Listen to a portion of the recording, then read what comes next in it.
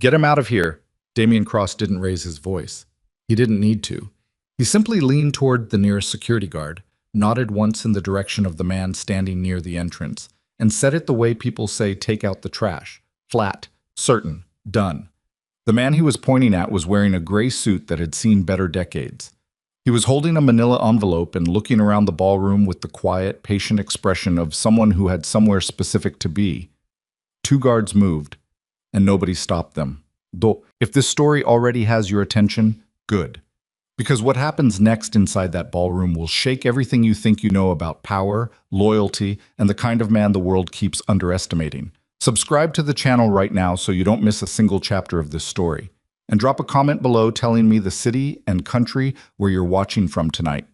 I want to see exactly how far this story travels. Hit that like button too. Now, let's go back to that gala and start from the beginning. The Hargrove Grand was the kind of hotel that made people feel either very important or very small, depending on which door they entered through. Its ballroom, officially named the Whitmore Hall after a donor who had been dead for 30 years, could seat 600 and had hosted 3 presidential fundraisers, 2 foreign dignitaries, and more charity galas than anyone on the event staff could accurately count. The chandeliers alone cost more than most people's houses. The floral arrangements on each table had been flown in from 3 different countries that morning and would be thrown away before midnight. Tonight was the Ashford Foundation's annual benefit gala, and by 7:30, every seat was filled. The Ashford Foundation had existed for 22 years. It had started as a small recovery fund built by a man named Gerald Ashford, a financier from Connecticut who had made his fortune in his 40s and spent the back half of his life trying to do something useful with it. The foundation's original purpose was precise and unglamorous. It provided emergency capital to mid-sized American businesses on the edge of collapse, companies that employed real people, made real things, and had simply run into a wall they couldn't climb over alone. Gerald Ashford believed that the gap between a company surviving and dying was rarely about merit. It was usually about timing and access. He wanted to be the bridge. He had been for a long time. Gerald died 14 months ago. He left the foundation to his daughter. Claire Ashford was 31 years old, and she had spent most of her adult life trying to step out of her father's considerable shadow. She had an MBA from Wharton and a genuine talent for operational detail.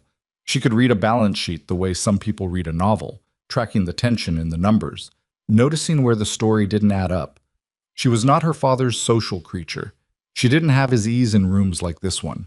She'd learned to fake it, and she was good at faking it, but it cost her something every time. Tonight she was standing near the VIP section in a midnight blue dress that her assistant had chosen, holding a glass of sparkling water she hadn't touched, and listening to Damian Cross explain something to her in the patient, slightly condescending tone he used when he thought he was simplifying. "The signing is scheduled for 9:15, Damian said. "I've confirmed all 14. They've reviewed the final terms. Tonight is just the ceremony." Claire nodded slowly. "And the recovery disbursements? Those go out when?" "Within 30 days of the signing, assuming the authorization holds." "Assuming," she repeated. Damian smiled. It was a practiced smile, warm on the surface, nothing behind it. He was 44, well-built, with the kind of confident posture that came from years of knowing people were watching him. He had been Gerald Ashford's most trusted executive director for 6 years before Gerald died, and he had made himself indispensable to Claire in the 14 months since. He knew where everything was. He knew who everyone was. He knew the passwords and the filing systems and the donor relationships. He had been, she'd told herself repeatedly, the one reliable thing she inherited. "It'll hold," Damian said. "Everything is in order. Tonight goes smoothly, we sign, the money moves, and the foundation enters its next chapter." Claire looked out across the ballroom. 600 people, 14 CEOs at the VIP table, men and women who between them ran companies employing hundreds of thousands of Americans.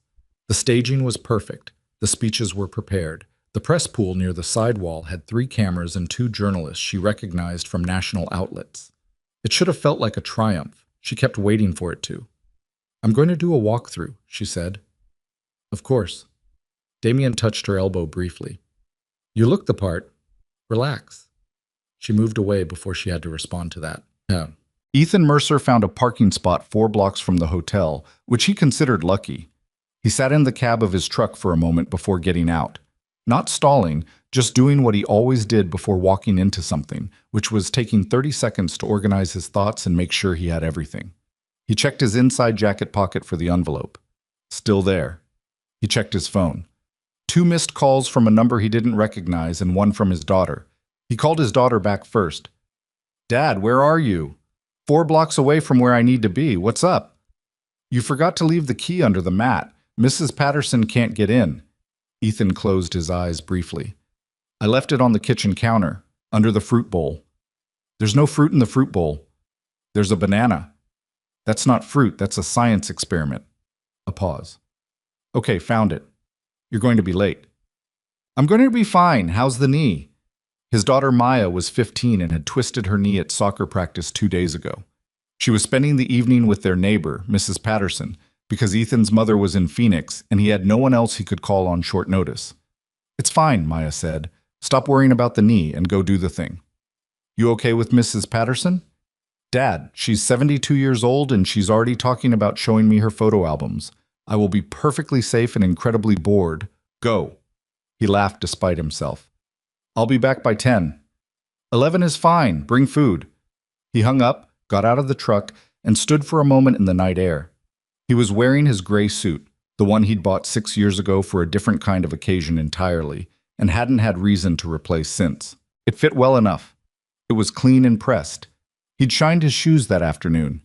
He picked up the manila envelope from the passenger seat, tucked it under his arm, and started walking. What? The Whitmore Hall security checkpoint was at the top of the main entrance stairs. 2 guards with a tablet, checking names against the guest list. Ethan gave his name. The guard scrolled, frowned, scrolled again. "Mercer," Ethan said. "E-T-H-A-N. "I see it," the guard said, though he didn't look entirely sure. "Can I see your invitation?" Ethan reached into his jacket and produced a card. The formal paper kind, heavy stock, embossed with the foundation's seal. The guard examined it, looked at Ethan, looked at the card again. "This is a VIP card," the guard said. "Yes." "Sir, VIP guests entered through the north entrance. This entrance is—" "I didn't know about the north entrance," Ethan said simply. "I've been here before. I know where the hall is. I just came in the way I always come in." The guard conferred quietly with his colleague. Then he stepped aside. "Go ahead, sir." Ethan walked into the Whitmore Hall, and the noise of 600 people hit him like a physical thing, the overlapping conversations, the silverware, the ambient music from a quartet in the corner. He paused at the edge of the ballroom and looked for someone he recognized. He was looking for Leonard Foss, who ran the foundation's legal affairs, and who was supposed to meet him at the entrance with paperwork that needed Ethan's signature before 9 o'clock. Leonard had texted him twice during the drive to say he was running late. Ethan moved to the side of the room, near a pillar, and waited. He was good at waiting. It was one of the things people who knew him mentioned, usually as the first or second thing, that Ethan Mercer was a man who was comfortable being still. He didn't notice Damian Cross notice him from across the room. Damian saw the gray suit first. He was midway through a conversation with a donor named Hartley when he caught the motion near the entrance. A man he didn't recognize standing off to the side, holding something under his arm. Damian excused himself, took 2 steps to get a better angle, and then recognized the face. His expression didn't change. That was one of his skills. He turned and found Marcus Webb, the head of event security, standing near the bar. "Marcus, the man by the east pillar, gray suit, he's holding an envelope." Marcus looked. "What about him?" "He doesn't belong here. He came through the checkpoint.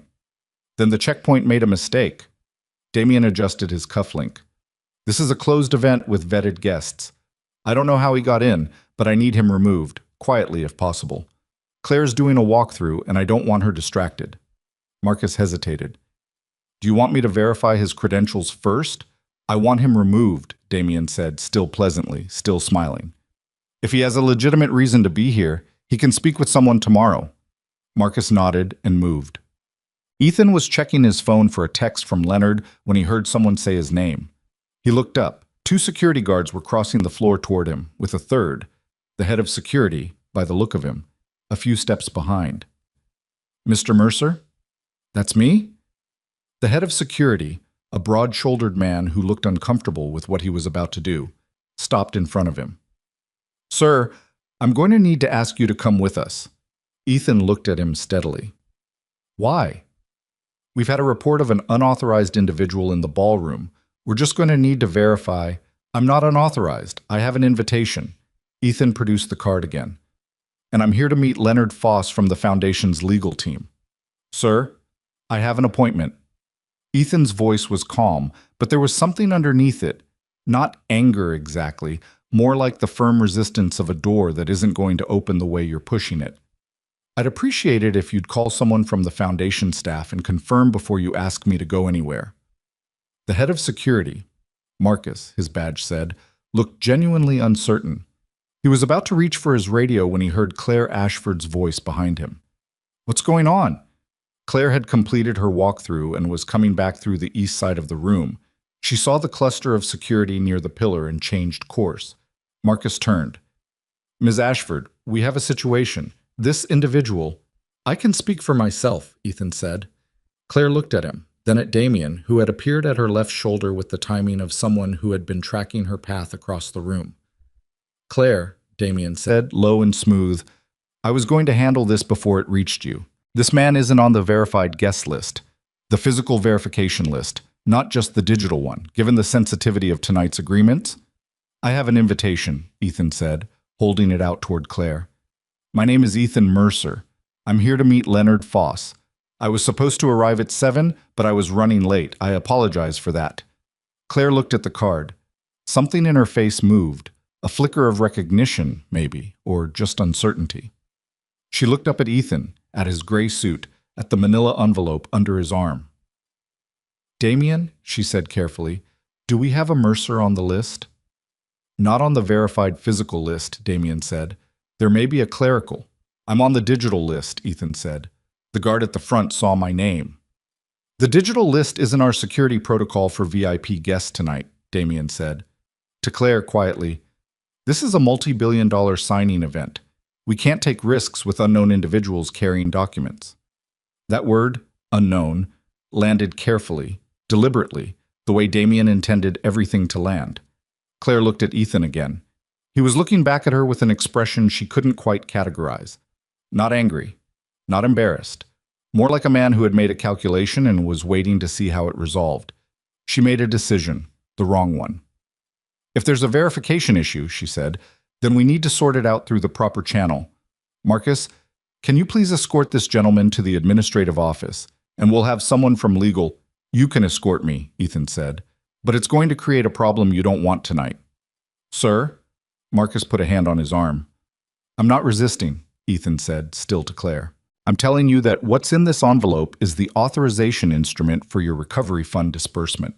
Without my signature on it, the agreement your foundation signs tonight is not legally executable. That's all I'm telling you." A beat of silence. Claire's expression shifted. Something behind her eyes was trying to catch up. But Damien was already speaking. "Claire, this is exactly the kind of social engineering that sophisticated fraudsters use at high-value events. An unknown individual with a convincing story and a document. Don't let him manipulate the room." Social engineering. The phrase did its work. She'd read the security briefings. She'd been warned, genuinely, about exactly this category of intrusion. "I'm sorry," Claire said, and she sounded like she meant it, even if it was aimed at the floor rather than at him. "We'll get this straightened out in the administrative—" "Ms. Ashford," Ethan's voice was still level. "Your father knew me. Ask anyone at the VIP table who Ethan Mercer is before you make this decision." "Marcus," Claire said, "please." Marcus put both hands on Ethan's arms, not rough, but not gentle either, and the two guards moved in on either side, and Ethan Mercer, who had not raised his voice once, who had not grabbed the table or made a scene or done anything except stand there with a manila envelope and a look on his face like a man who was very tired of this particular type of moment, let them walk him toward the door. The ballroom was big enough and loud enough that most of the 600 people didn't notice, but the VIP table noticed. The VIP table was set apart from the rest of the hall, a long oval near the front, dressed in white linen, with 14 place cards bearing the names of 14 CEOs whose companies collectively employed more than 300,000 Americans and generated north of $200 billion in annual revenue. They were not a homogeneous group. Some were old money, some were new. Some had built their companies from nothing. Others had inherited and transformed. What they shared was this. At some point in the last 18 years, each of them had sat across a table from Ethan Mercer during the worst period their company had ever been through, and he had told them the truth. Not the truth they wanted to hear, the actual truth. Robert Klein, who ran Klein Industrial out of Pittsburgh, had been preparing to lay off 400 workers when Ethan restructured his debt arrangement and found a capital solution that took 6 months and saved every one of those jobs. Ethan had refused a fee and asked instead that Klein keep his word to his workers. Klein had. He still thought about that sometimes. Sandra Yee, who now ran Meridian Health Systems with 17,000 employees, had been a 32-year-old founder watching her company implode when Ethan flew to Chicago on his own dime, sat with her for 3 days, and helped her rebuild her board structure. He'd turned down an advisory equity stake that would have been worth millions. She had offered it 4 times. James Okafor, whose distribution company had survived a supplier fraud case that should have destroyed it, owed the survival entirely to a letter Ethan had written, unsolicited, without compensation, on the basis that it was the right thing to do, that had preserved the company's banking relationships long enough to get through the crisis. 14 stories. 14 different versions of the same essential fact. Ethan Mercer was the reason they were still standing. They had not spoken to each other about it, not that night. They had come to sign the agreement. They had dressed for a gala. They were eating dinner and making the conversation that people make at these events when they don't know each other well, but have enough in common to find things to say. And then Robert Klein looked up from his salad and saw Ethan Mercer being walked across the ballroom by 2 security guards. He put down his fork. Sandra Yee, sitting 2 seats away, saw Klein's face change before she saw what he was looking at.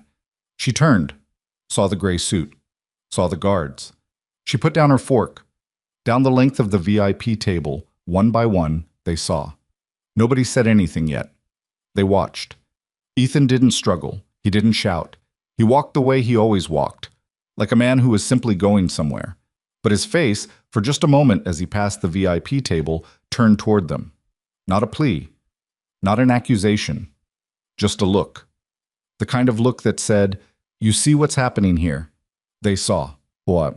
Marcus Webb had been in event security for 19 years, and he had developed, over time, a reliable intuition about the moments when a situation was about to become something he would have to write a report about. He was having that intuition now. He could feel the man's complete lack of resistance under his hands. Not passivity, not submission, something else, something more controlled than either of those. And somewhere behind him he could feel the way you feel weather changing, a shift in the room. He didn't look back. He kept moving Ethan toward the exit corridor. "I want you to know," Ethan said quietly as they walked, "that I'm not angry with you." Marcus didn't answer. "You're doing your job based on information you were given," Ethan continued, his voice low enough that only Marcus could hear. "I understand that. The information you were given was wrong, but that's not your fault." Marcus kept his jaw set and said nothing.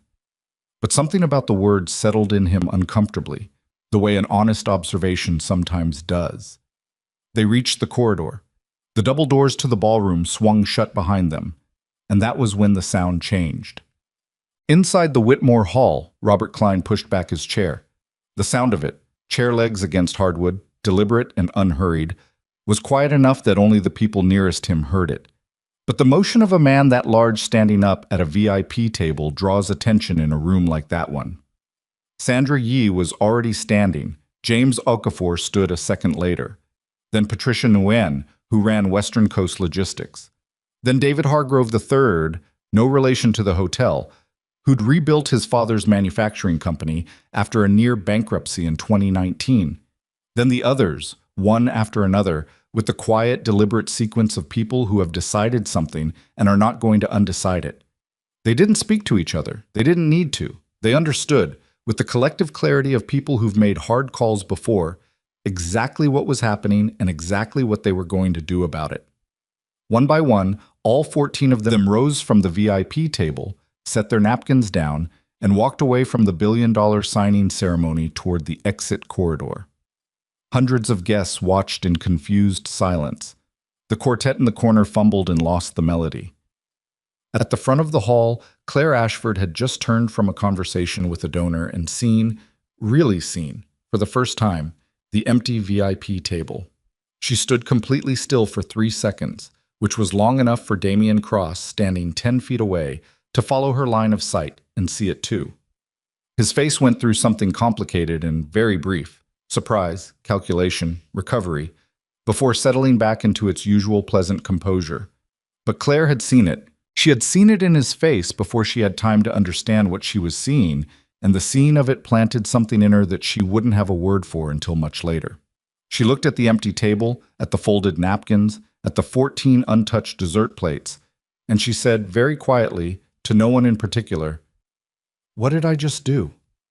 The night air outside the Whitmore Grand was cool and damp, carrying the suggestion of rain that hadn't quite decided to fall.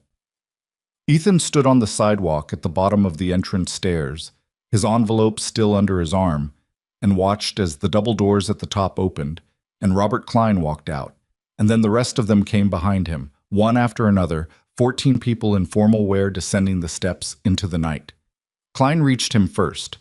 He was a large man, not imposing by intention, but solidly built the way men are who worked with their hands before they worked with boardrooms. And he stopped in front of Ethan and looked at him with something that wasn't quite an apology, because it wasn't his apology to give, but was close to it. "You all right?" he asked. "I'm fine," Ethan said. "What's in the envelope?" Ethan looked down at it. "About 17 things that are going to ruin someone's very careful evening." Klein nodded slowly. "Tell us what you need."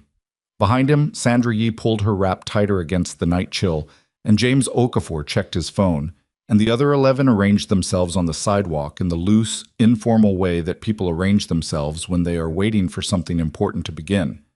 The doors at the top of the stairs remained closed. Nobody came out to call them back. Ethan looked at the 14 people standing with him in the quiet outside a very expensive building, and he felt, not triumph, because this was not a moment for triumph, something more like the particular exhausted relief of a man who has been carrying a weight alone for a long time and has just been told he doesn't have to carry it alone anymore. "Okay," he said. "There's a diner 3 blocks from here. They have decent coffee. Let's start there." And they walked, all of them, together, into the damp and uncertain night. While inside the Whitmore Hall, the Ashford Foundation's most important evening in 22 years continued without the only 14 people who mattered. The diner was called Rosie's, which was either the name of a person who had once owned it or a name someone had chosen because it sounded warm, and nobody working there that night seemed to know which. It had 12 booths, a counter with 8 stools, and a coffee machine that had been running continuously since approximately 1987. The fluorescent light above the third booth from the door flickered every 45 seconds, with the reliable rhythm of something that had been meaning to get fixed for a long time. It was in every possible way the opposite of the Whitmore Grand. Ethan had been here before. He knew the coffee was strong and the booths were wide enough to spread papers across, and that at 8:30 on a Thursday night, the place would be quiet enough to talk. He had done some of the most important work of his life in places like this, not because he was making a point about simplicity or performing some kind of humility, but because places like this were where he could think without the room itself getting in the way. He slid into the corner booth and set the manila envelope on the table. The 14 of them didn't all fit in one booth, obviously. They pulled 2 tables together, commandeered a third, rearranged chairs. The waitress, a woman in her 50s named Deb, according to her name tag, who had the expression of someone who had seen stranger things than 14 people in formal wear ordering coffee at once, moved through them with the practiced patience of a person who was not paid enough to be surprised by anything.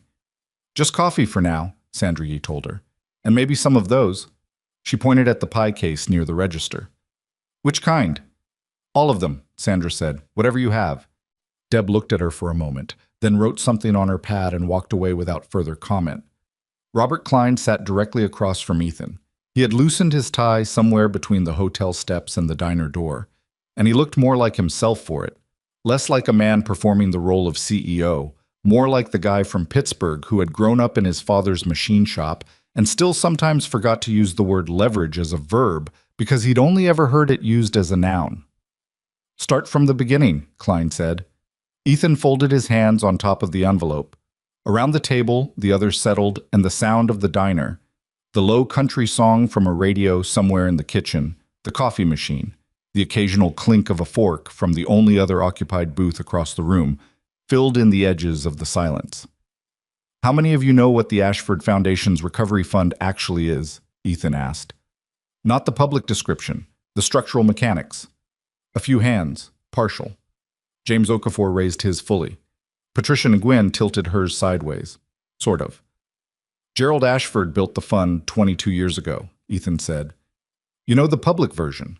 Emergency capital for mid-sized businesses, bridge funding, recovery support. That's all accurate. What's less known is how the authorization structure works." He opened the envelope and slid a document to the center of the table. Not the whole stack, just one page. A structural diagram covered in Gerald Ashford's careful handwriting and several layers of typed amendments.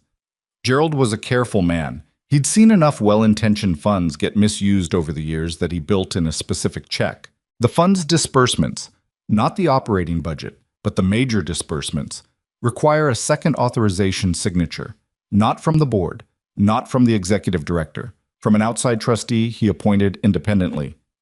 "You," Klein said. "Me," Ethan said. "Gerald asked me 7 years ago. I said yes because he was Gerald and because I understood why the check mattered. It's not a glamorous role. It's basically, I review the disbursement terms before the money moves.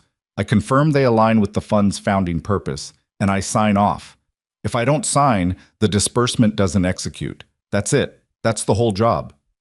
David Hargrove, who had been quiet since they left the hotel, leaned forward. He was younger than most of the others at the table. Early 40s, with the kind of angular face that photographs well, and the kind of eyes that notice things. "So tonight's signing ceremony," he said, "means nothing without my signature on the authorization instrument," Ethan said. "Whatever those 14 executives signed tonight is a ceremonial agreement. The actual money doesn't move until I countersign the disbursement authorization. Gerald built it that way on purpose. He called it the conscience clause." The table was quiet for a moment. "Does Claire Ashford know this?" Sandra Yee asked. Ethan's expression shifted. Just slightly, just enough. "She should. It's in her father's founding documents. Whether Damian Cross has made sure she understands it is a different question." That landed the way Ethan intended. Not as an accusation exactly, but as the shape of one. James Okafor set down his coffee cup. He was a measured man, deliberate in the way he spoke, someone who chose words the way other people chose tools, by fitness for purpose. "You're saying Cross knew who you were tonight." "I'm saying he recognized me immediately and had me removed before I could speak to anyone from the legal team." Ethan pulled another page from the envelope. This one a printed email chain, the text small enough that the people at the far end of the table had to lean in. "I'm also saying that 2 weeks ago, a member of the Foundation's legal staff contacted me and told me there had been a revision to the disbursement authorization terms. Routine amendment," he said, "updating language for regulatory compliance. He asked me to review and pre-sign. I said I'd review it in person before signing anything, as is my practice. That's when things got complicated." "Complicated how?" Klein asked. "The staff member who contacted me, Leonard Foss, went quiet for 5 days. When he came back, he said the amendment had been pulled and the original terms would stand. Then 3 days ago, he contacts me again and says he needs to meet me tonight at the Gala, urgently, that he has something I need to see before the signing." Ethan reached into the envelope and produced a folded sheet, a printout of a text message conversation, the kind you generate when you screenshot a thread and print it to PDF. "Leonard texted me this afternoon," Ethan said. "He found a second version of the disbursement authorization. Not the one I was given to review. A different one, with different terms. Buried in a subfiling under a document management system that the legal team uses, but that the executive director's office also has access to." He placed the printout on the table. Around him, people reached for it, passed it, read it. The diner's fluorescent light above their heads flickered its 45-second flicker. Sandra Yee read it twice. Her face did something careful and controlled. "The disbursement terms in this version," she said slowly, "don't describe the Foundation's normal recovery fund recipients." "No," Ethan said. They don't. They describe a set of holding companies, she continued. Yes. With no public disclosure of ownership. Correct. She set the paper down. Ethan, how much are we talking about? The fund holds approximately $4.3 billion, Ethan said. Tonight's signing was supposed to authorize the first major disbursement cycle, $2.1 billion, in tranches over 18 months to qualifying businesses meeting Gerald's original criteria. He paused. The revised authorization instrument, the one I was not shown, directs the same $2.1 billion to 9 holding companies, with disbursement beginning within 72 hours of the signing. The table absorbed this. It was Patricia Nguyen who said what several of them were thinking. 72 hours, that's before any investigation before anyone would even know to investigate, Ethan said quietly. By the time the discrepancy surfaced in a standard audit cycle, the money would be distributed, commingled, and moved at least twice. Klein's jaw was set hard. And the 9 holding companies. Leonard found preliminary registration records on 3 of them. All 3 trace back through 2 or 3 layers to entities that Damian Cross has financial connections to. Ethan said it plainly, without drama, the way you state a fact you've already processed and are past being shocked by. I don't have the full chain yet. Leonard has more. That's why I needed to meet him tonight. Where is Leonard now? David Hargrove asked. That, Ethan said, is the part I don't know.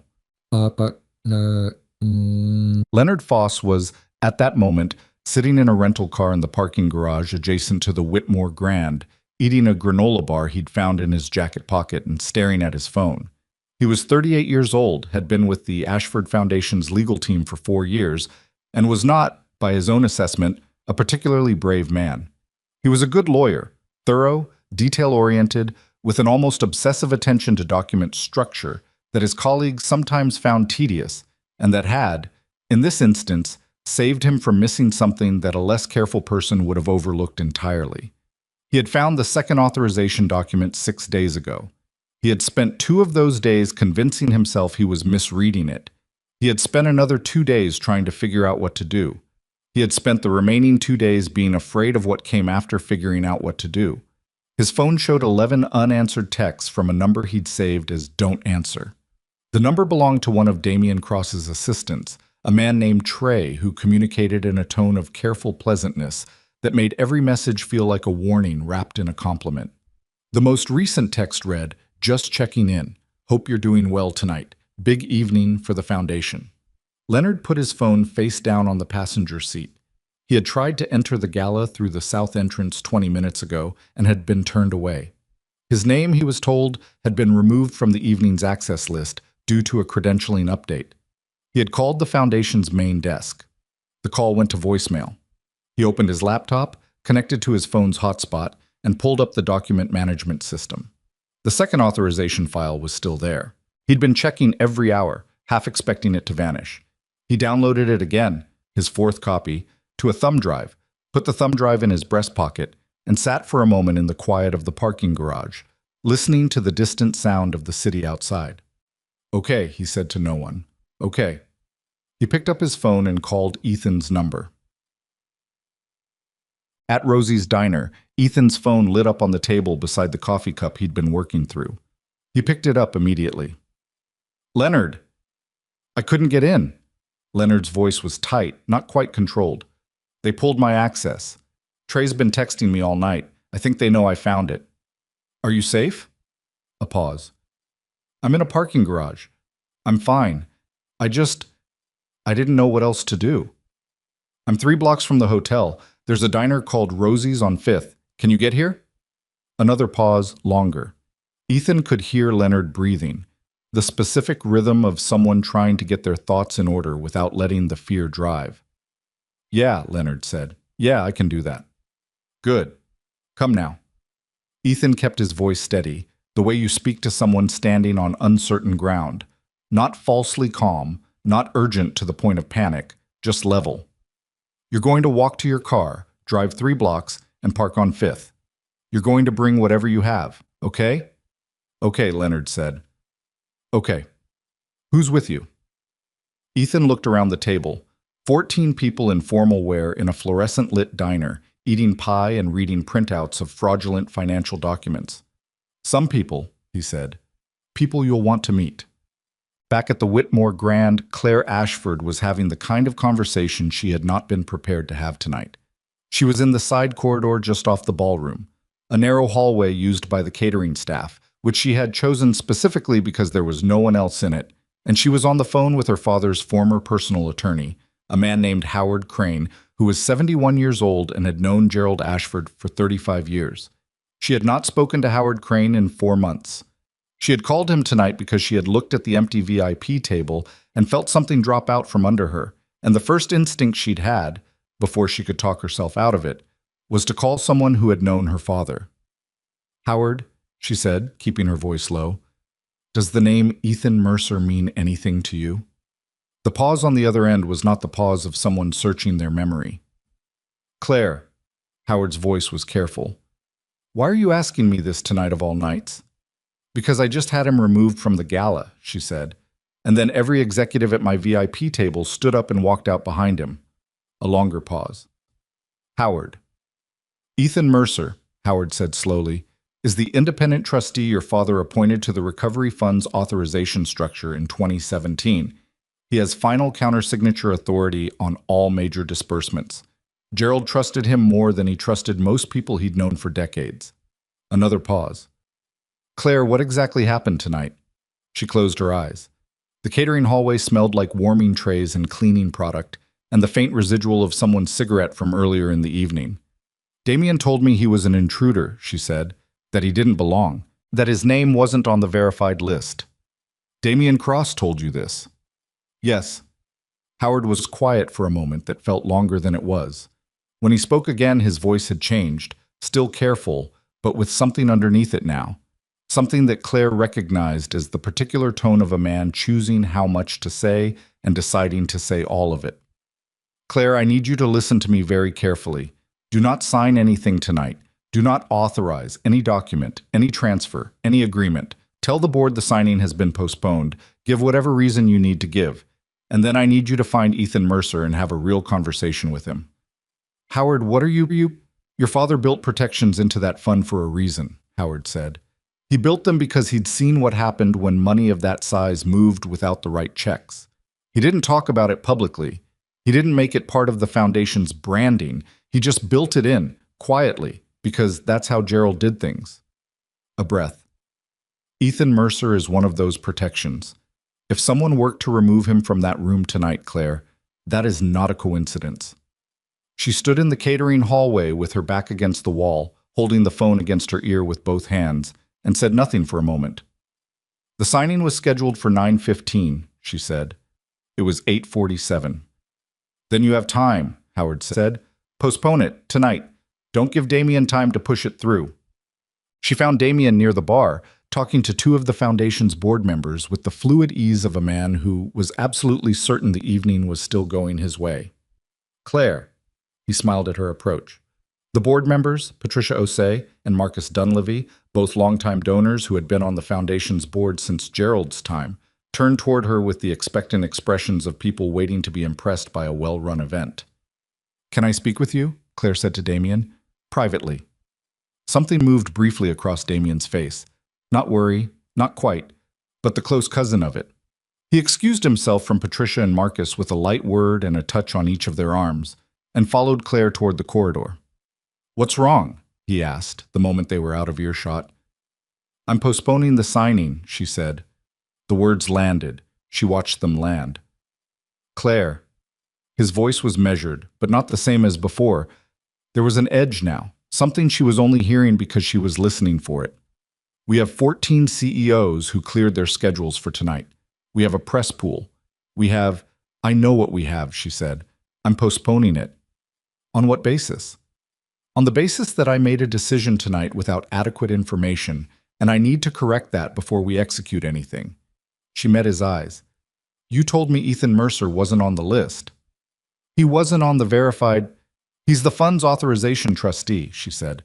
"My father appointed him. He has countersignature authority on the disbursement. You knew that." Damien was still. Not frozen. Men like Damien didn't freeze. but the particular stillness of someone who is running very fast calculations behind a face that is working hard to stay pleasant. The trustee authorization is a legacy provision, he said. It was meant to apply to Gerald's original fund structure. With the new agreement tonight, the fund is being reconstituted under updated terms that— Updated by whom? Claire asked. The board approved. I'd like to see the board minutes on that, she said. Tonight, before 9:15. Another beat.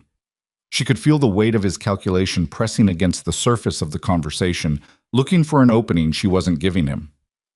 Claire. He shifted and his voice went to something softer, something she had heard him use before, the register of a person who knows you well and is concerned about you. I understand tonight has been disorienting.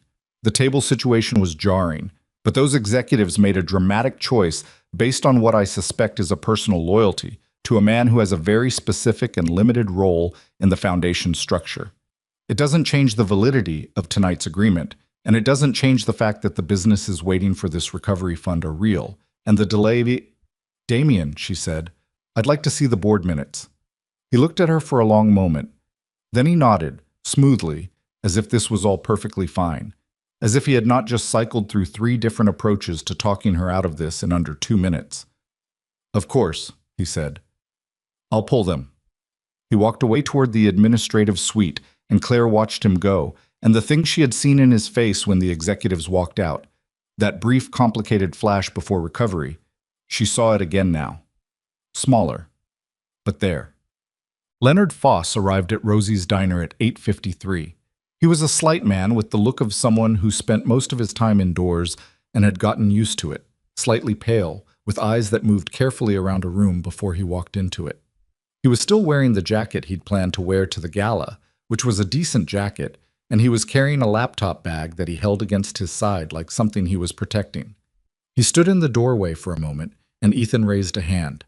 Leonard crossed to the table, looked at the 14 faces arranged around it, and sat down next to Ethan without speaking for a moment. Okay, he said finally, this is either the best possible situation I could be in right now, or I've made a very terrible mistake. What have you got? Ethan asked. Leonard unzipped the laptop bag and set his computer on the table. He also produced the thumb drive, which he held for a moment before placing it beside the laptop like a man setting down something fragile. The secondary authorization document, full version, and the registration traces on 7 of the 9 holding companies. I got further than I told you on the phone. He opened the laptop. The 3 we talked about, I've confirmed to a third-party entity that links back to an investment vehicle Damien Cross controls through a family trust. The trust isn't public.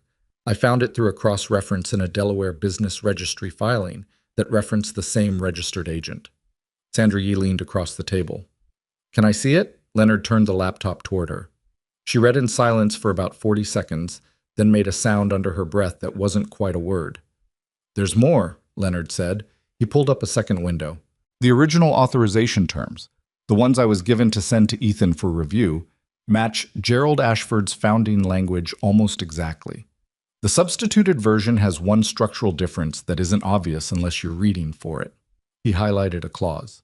The qualifying criteria section. In the original, beneficiary companies must be independently verified as arm's length, no financial relationship with any board member, executive officer, or agent of the foundation. In the substituted version, that language is replaced with a much softer standard that allows indirect relationships through third-party intermediaries, which would allow disbursements to entities connected to a foundation officer, James Okafor said. Without technically violating the written terms, Leonard said. Yes. The table was quiet. Klein picked up his coffee, found it empty, and set it back down. How long has Cross been building this? The substituted document was created 14 months ago, Leonard said, 4 days after Gerald Ashford died. No one said anything to that for a moment. There was a specific kind of silence that falls when a timeline becomes clear and the clarity of it is ugly. He didn't improvise this, David Hargrove said. It wasn't quite a question. No, Ethan said. He didn't. Patricia Nguyen, who had been quiet most of the evening, spoke carefully. Does Claire Ashford know any of this? I don't know, Ethan said honestly. I don't think she knows the full picture. Whether she knows pieces of it and understood what she was looking at, That's a different question. You think she's clean? Klein asked. The phrasing was blunt, but Klein was a blunt man and the table had moved past pleasantries 45 minutes ago. Ethan considered the question with the seriousness it deserved. He thought about the look on Claire Ashford's face when she'd told security to escort him out. Not triumphant, not guilty, but uncertain in a way that he'd noticed even in the moment. Not the uncertainty of someone executing a plan. The uncertainty of someone who had just been handed a frame and put a picture in it without looking closely at the edges. I think she made a bad call tonight based on what she was told, he said. I think she's someone who's been running on information Damien Cross curated for 14 months and hasn't had a reason to question it until now. He paused. That's fixable. The other kind isn't. Klein nodded slowly. So what do we do? Before Ethan could answer, his phone lit up again. He looked at the screen. An unknown number. Local area code. He answered. Mercer. A pause. Then a voice he hadn't expected. Mr. Mercer. Claire Ashford's voice was not the composed, armored voice she'd used in the ballroom. It was smaller, and it had the particular quality of someone speaking carefully because they don't fully trust the steadiness of what's underneath. I'd like to postpone tonight's signing. I'd also like to understand what you're actually authorized to do in relation to my father's fund. And I think... She stopped, started again. I think I owe you an apology. Ethan looked across the table at the 14 people watching him. You don't have to apologize yet, he said. But yes, we need to talk. Where are you? He looked around the diner, the flickering light, the pie case. Deb refilling someone's coffee with the automatic patience of a woman who had heard 1,000 conversations and would hear 1,000 more. There's a diner called Rosie's 3 blocks north of the hotel, he said. Come in through the front door. You'll see us. A beat. Okay, she said. I'm coming. She hung up. Ethan set the phone down on top of Leonard's documents and looked at the table. She's postponed the signing, he said. The relief in the room was visible. Not dramatic, not triumphant, just the specific loosening of people who had been holding tension in their bodies and could now release some of it. That's step 1, James Okafor said. That's step 1, Ethan agreed. We have a lot more steps. Leonard, who had been nervously tearing the corner of a napkin into small pieces without seeming to realize he was doing it, looked up. What do we do with the documents? We keep them safe, Ethan said. We keep copies in at least 3 separate places starting tonight, and tomorrow morning we start making phone calls. He looked at Leonard directly. You did the right thing. I want you to know that. It cost you something and you did it anyway. That matters. Leonard looked at the torn napkin corner in his hand, set it down, and nodded. He didn't say anything, but something in his shoulders came down about half an inch. Outside, a light rain had started. The rain that had been threatening all evening finally making its decision. It tapped against the diner's windows with a sound like a conversation held just out of earshot, and in the parking lot across the street, headlights moved through the wet dark as Claire Ashford's car pulled up to the curb. She sat in the car for a moment before getting out. She could see through the diner window the light and the movement of people inside. Formal wear in a fluorescent diner, which was the strangest thing she had seen all week, and this had been a week with quite a bit of competition for that title. She thought about her father. She thought about the way he had talked about trust, not as a feeling, but as a practice, something you built through repetition and evidence, something that took time and couldn't be faked forever. She had thought she knew who to trust. She had been 14 months into trusting the wrong person, and the evidence of that had been right there in a gray suit at the East Pillar, and she had looked at it and looked away. She got out of the car, turned up her collar against the rain, and walked toward the door. Part 3. The Hidden Scheme. The bell above Rosie's door made a small sound when Claire pushed it open. The kind of bell that has been announcing arrivals for so long it no longer surprises anyone inside, just marks the moment. Deb looked up from behind the counter with the automatic glance of someone who has spent 20 years cataloging who walks through that door and making an instant assessment. She saw the midnight blue dress, the rain-damp shoulders, the careful way the woman paused just inside the entrance and looked around the room. Deb went back to wiping down the counter. Claire saw them before they saw her, or rather, before they reacted to her. Ethan was facing the door, so he saw her first. The others were in various states of conversation, pie, and document review. and they turned one by one as the awareness spread around the table that something had changed in the room. She had expected. She wasn't sure what she had expected. Anger, maybe. The cold satisfaction of people who had been wronged and knew it. What she found instead was something harder to read and, in a way, harder to face. They just looked at her. All of them. Waiting. Ethan stood. Not everyone stood, which she appreciated, because if all 14 of them had gotten to their feet simultaneously, she thought she might have turned around and walked back into the rain. "Ms. Ashford," he said, "come sit down." She crossed the diner, and someone, she didn't see who, pulled a chair from a neighboring table and placed it at the end closest to Ethan. She sat. Up close, she could see the documents spread across the tables, the open laptop, the thumb drive sitting next to a coffee cup, the pie plates in various states of consumption. The whole scene had the slightly unreal quality of a situation that had developed its own logic while she was somewhere else. "Thank you for coming," Ethan said. "I almost didn't," she said. It came out more honest than she'd intended, but she left it there because it was true, and she was done tonight with things that weren't. "I know." He sat back down across from her. "Before anything else, are you certain the signing is postponed? Not delayed, postponed." "I told the event coordinator to inform the guests that we're rescheduling due to a documentation review, that it will be reconfirmed within the week." She paused. "Damien is going to push back on that. He already started." "What did you tell him?" "I told him I wanted the board minutes for the amendment approval." She looked at Ethan directly. "He said he'd get them. Then he went to the administrative suite, and I came here, so I don't know what he's doing right now." "Leonard," Ethan said. Leonard Foss, who had been sitting 2 seats down with his laptop and the expression of a man who was running on anxiety and granola bar, looked up. "Can you access the Foundation's document management system from here?" "I've been in it for the last 20 minutes, Leonard said. "I want to check whether any files have been moved or deleted since I last pulled copies. If Cross is in the admin suite, check now," Ethan said. Leonard's fingers were already moving. Claire watched this exchange and felt, underneath the controlled surface, she was holding together through practice and stubbornness, the specific disorientation of walking into a room where the furniture has all been rearranged. Everything she'd understood about the Foundation's evening, the signing, the ceremony, the careful momentum of an event she'd spent 3 months preparing, had been replaced by this: a fluorescent diner, 15 people who should not be here, and a lawyer she'd never met pulling files on a laptop with the focused anxiety of someone diffusing something.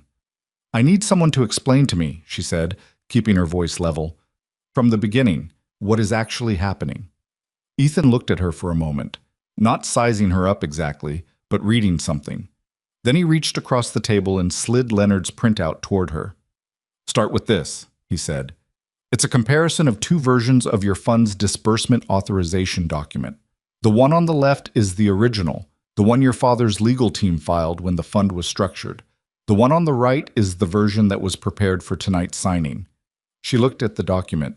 She had, as she'd told Damien more than once, a genuine facility with financial documents. She could read them the way other people read maps, tracking where the logic went and noticing when a road led somewhere unexpected. She read both columns in silence, and the reading took about 90 seconds. And by the end of it, something in her chest had gone very quiet in the way that things go quiet when they are absorbing a significant impact.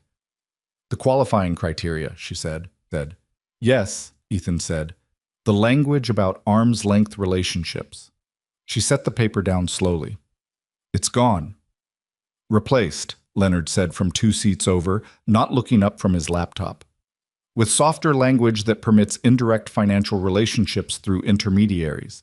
Which means the fund can legally disperse to companies connected to Foundation officers," Claire said, "through enough layers that the connection isn't obvious." She looked at Ethan. "When was this version created?" 14 months ago, Ethan said. 4 days after your father died." The diner's background sounds continued around them. The radio, the coffee machine, Deb's footsteps, the rain against the windows.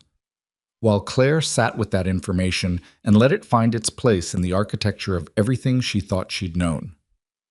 4 days. Her father had been buried for 4 days when someone sat down and started dismantling what he'd built. "The 9 holding companies and the disbursement schedule," she said. Her voice was steady. She was working to keep it that way, not because she was fragile, but because anger, right now, would not be useful, and she knew the difference. Tell me about them. Ethan nodded to Leonard, who pulled the laptop around and began walking her through it. The 3 confirmed connections to Damien's family trust, the Delaware Registry cross-reference, the common registered agent appearing across 4 of the 9 entities.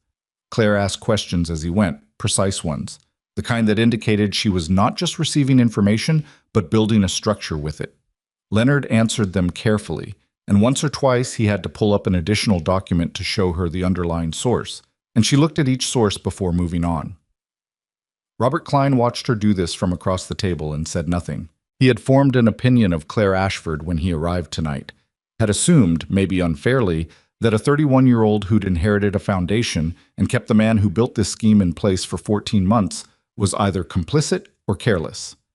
Watching her now, he revised that. She wasn't either of those things. She was someone who had been handed a curated reality and was in the process of discovering how completely it had been curated, and she was doing it in front of 15 people without falling apart, which Klein thought was not nothing. $2.1 billion, Claire said when Leonard had finished. She said it the way you say a number when you are making yourself look directly at it. In 72 hours. If the signing had gone through tonight, Ethan said, and your signature, the counter-signature, without it, the disbursement instrument isn't executable. The money cannot move. He said it plainly. That's what your father built in. That's why Cross needed me out of that room. She was quiet for a moment. He knew you'd see the discrepancy. He knew I'd read the terms before I signed anything. I've never done it any other way, and he's known that for years. Ethan's voice didn't carry particular bitterness when he said this, more a kind of tired precision. He needed me gone before I could compare what I'd been shown against what was actually filed. And Leonard found the filed version. By accident, essentially, Leonard said from behind his laptop.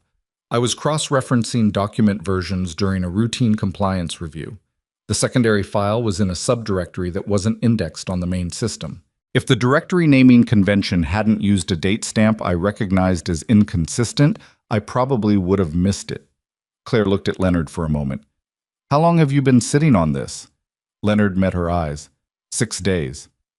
Why didn't you come to me? He didn't answer immediately, which was itself an answer.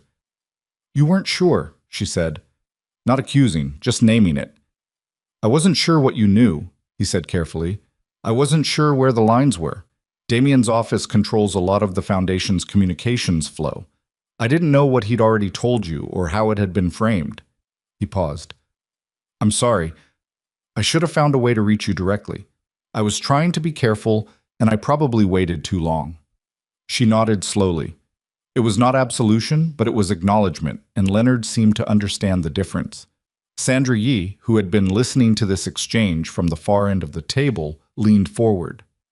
Ms. Ashford, what are you going to do tonight? Right now, I mean, the next hour. Claire looked at her. Sandra Yee was someone Claire had read about, one of the more consequential health systems executives in the country, known for being both analytically sharp and, by the accounts of people who'd worked with her, genuinely difficult to rattle. The question wasn't a challenge, it was practical. A check on whether the person sitting across from them had the capacity for what came next. I'm going to call Howard Crane, Claire said. He's my father's attorney. I spoke with him earlier tonight. He's the one who told me about Ethan's role in the fund structure. I want him on the phone while I decide how to handle Damien's access to the administrative systems tonight. You need to restrict his access before morning, Ethan said. I know. She looked at him. Can you walk me through what's most urgent? From a documentation standpoint, what needs to be preserved or secured tonight that might not be there by tomorrow? It was the right question, and the fact that she'd asked it, not what should I do, but what is at risk right now, shifted something at the table. Ethan glanced at Leonard. The secondary authorization file, Leonard said. I have 4 copies, but if Cross has admin-level access and moves or corrupts the original in the system, he has admin access, Claire said. I gave it to him 8 months ago. She said it without flinching, which cost her something. I trusted him with the full system. Then we need a system-level backup pulled tonight, Leonard said, before he can do anything to the file structure. I can request an emergency backup through IT, but it needs to come from you. I don't have that authorization level. Tell me what to say and who to contact, Claire said. Leonard pulled up a contact on his phone and slid it across to her. She took it, pulled out her own phone, and dialed. While it rang, she looked at Ethan across the table, and he looked back at her, and between them was the specific silence of two people who are going to have a longer and harder conversation than this one, but not tonight. Marcus Webb had been the Whitmore Grand's head of event security for 6 years, and in those 6 years he had removed perhaps 40 people from events in that building. Drunk guests, uninvited plus ones, twice genuine security concerns. He had never once, in those 40 instances, felt what he was feeling right now, which was the persistent and worsening sense that he had made a significant error and that the error was not going to sit quietly in the past, where errors were supposed to stay. He was standing in the lobby just off the main ballroom, watching through the glass panels as the evening continued inside. The guests who remained, the foundation staff managing the announcement of the signing's postponement, the subtle but visible disruption of a VIP table that had been empty for over an hour now. He kept thinking about what Ethan Mercer had said as they walked toward the exit. You're doing your job based on information you were given. The information you was wrong, but that's not your fault. It was the generosity of it that bothered him. It would have been easier to carry a straightforward accusation. A wrongly removed guest who was angry gave you something to respond to. You could defend your decision, cite the protocol, note that you followed the instruction you received. But a man who told you plainly that you weren't at fault, in the measured voice of someone who was not performing patience but actually practicing it, that stayed with you differently. Marcus had been watching Damien Cross all evening. He had worked with Damien before, not closely, but enough. Cross was the kind of man who was always pleasant to the people he needed and noticeably less interested in the people he didn't, which was a category that included most security staff at events like this one. Marcus was good at reading the people who ran the rooms he worked in. He had to be. It was most of the job. He pulled out his phone and opened the security system's event log for the evening. Every credential scan, every entry point check, every access badge swipe in the hotel's administrative areas was logged automatically. He scrolled back to 7:45, around the time Ethan Mercer had been removed, and read forward from there. He almost missed it. It was a single access log entry. The administrative suite's secondary door badge accessed at 7:51, 4 minutes after Mercer had been walked out. The badge number corresponded to the Foundation's executive director credentials. Damien Cross had gone directly to the administrative suite after Mercer was removed. Marcus stared at the entry for a moment. He thought about the instruction he'd received. Remove him. If he has a legitimate reason to be here, he can speak with someone tomorrow. The word tomorrow had registered at the time as routine impatience. It registered differently now. He thought about 14 CEOs walking out of a billion-dollar signing ceremony and following a man in a gray suit into the rain. He thought about the manila envelope. Marcus Webb was not an investigative mind by training or particular inclination. He was a security professional, which meant his strongest instincts were about protection, about identifying what was at risk and putting himself between it and the threat. Those instincts were working now, and what they were telling him was that he needed to do something specific and quickly before the end of the evening made it too late. He walked to the lobby desk and asked the front-of-house manager for access to the full evening's camera archive. All interior cameras, time-stamped, starting from 6 p.m. The manager, who knew Marcus and trusted his professional judgment without needing to understand his reasons, gave him access on a house tablet. Marcus sat down on a chair near the concierge station and started watching. Back at Rosie's, the table had reorganized itself without anyone officially deciding to do so. The financial documents had migrated toward one end where Sandra Yee and James Okafor were working through the holding company traces with Leonard, cross-referencing against a commercial database Okafor's phone had access to through his company's compliance tools. At the other end, Ethan was talking with Claire, with Robert Klein sitting near enough to contribute but far enough to give them room. Claire had made 3 phone calls in the last 40 minutes. Howard Crane, who was now drafting an emergency legal notice to the Foundation's board, the IT director of the Ashford Foundation, who had initiated a full system backup at her request and confirmed the existing file structure was intact, and the Foundation's board chair, Patricia Osei, who had listened to a 5-minute summary and said, in the careful voice of a woman who was 70 years old and had survived several decades of institutional crises, that she would be at the Foundation's offices at 8 the next morning and that nothing should be signed by anyone until she was. Now Claire was sitting with her phone face down on the table and a cup of coffee she hadn't asked for but that Deb had apparently placed in front of her anyway, and she was looking at a document Ethan had produced from the bottom of his envelope, a 2-page letter, handwritten on personal stationery, that she recognized immediately. Her father's handwriting. Her hands, she noticed, were not entirely steady as she held it. "Where did you get this?" she asked. "Gerald gave it to me when he asked me to take the trustee role," Ethan said. "He said it was context. He told me to read it and keep it, in case there was ever a situation where the context mattered." He paused. "I think this is that situation." She read it. Gerald Ashford's letter was not a legal document. It was a personal one, the kind of thing a man writes when he knows he is putting something important in motion and wants the person carrying it to understand why. It was 3 pages, dated 7 years ago, and it described with the specific clarity of someone who has thought about something for a long time and wants to get it exactly right. The reason he had built the authorization structure the way he had. "I have seen what happens to money when it moves without conscience," he had written. "Not dramatic theft most of the time. Something slower, quieter. People who start out wanting to do good and gradually make small accommodations until the good they started with has been so many times adjusted that it bears no relationship to the original intention. The fund I've built is for the people on the other side of that money, the ones who don't have access, who have something worth saving, who just need someone to show up and not take a percentage. I want to make certain that even when I'm not here to see it, what I built keeps doing what I intended it to do." He had written about Ethan specifically, not effusively. Gerald wasn't an effusive man, but directly. "Ethan Mercer has never told me what I wanted to hear. He has told me what he believed to be true and let me do what I wanted with it. In 23 years of knowing him, I have never seen him do otherwise. That is the rarest thing I know."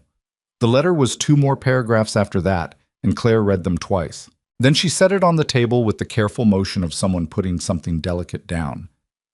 "He never told me about you," she said to Ethan. "I know.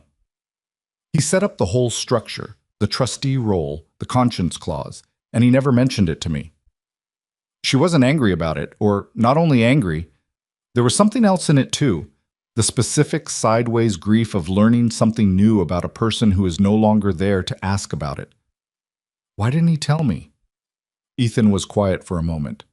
"I can tell you what he told me, if that helps." "Please." "He said he didn't want you to know the protection was there because he didn't want you running the foundation with one eye always on whether someone was going to circumvent it. He wanted you to run it as if you were fully in charge, which you are, because you are. The trustee role wasn't a check on you. It was a check on the structure, a check on the possibility that the foundation could be captured by someone you trusted too much." Ethan said this carefully, watching her face. "He trusted you, Claire. The protection wasn't about you." She looked at the letter on the table. "He was right about the structure," she said.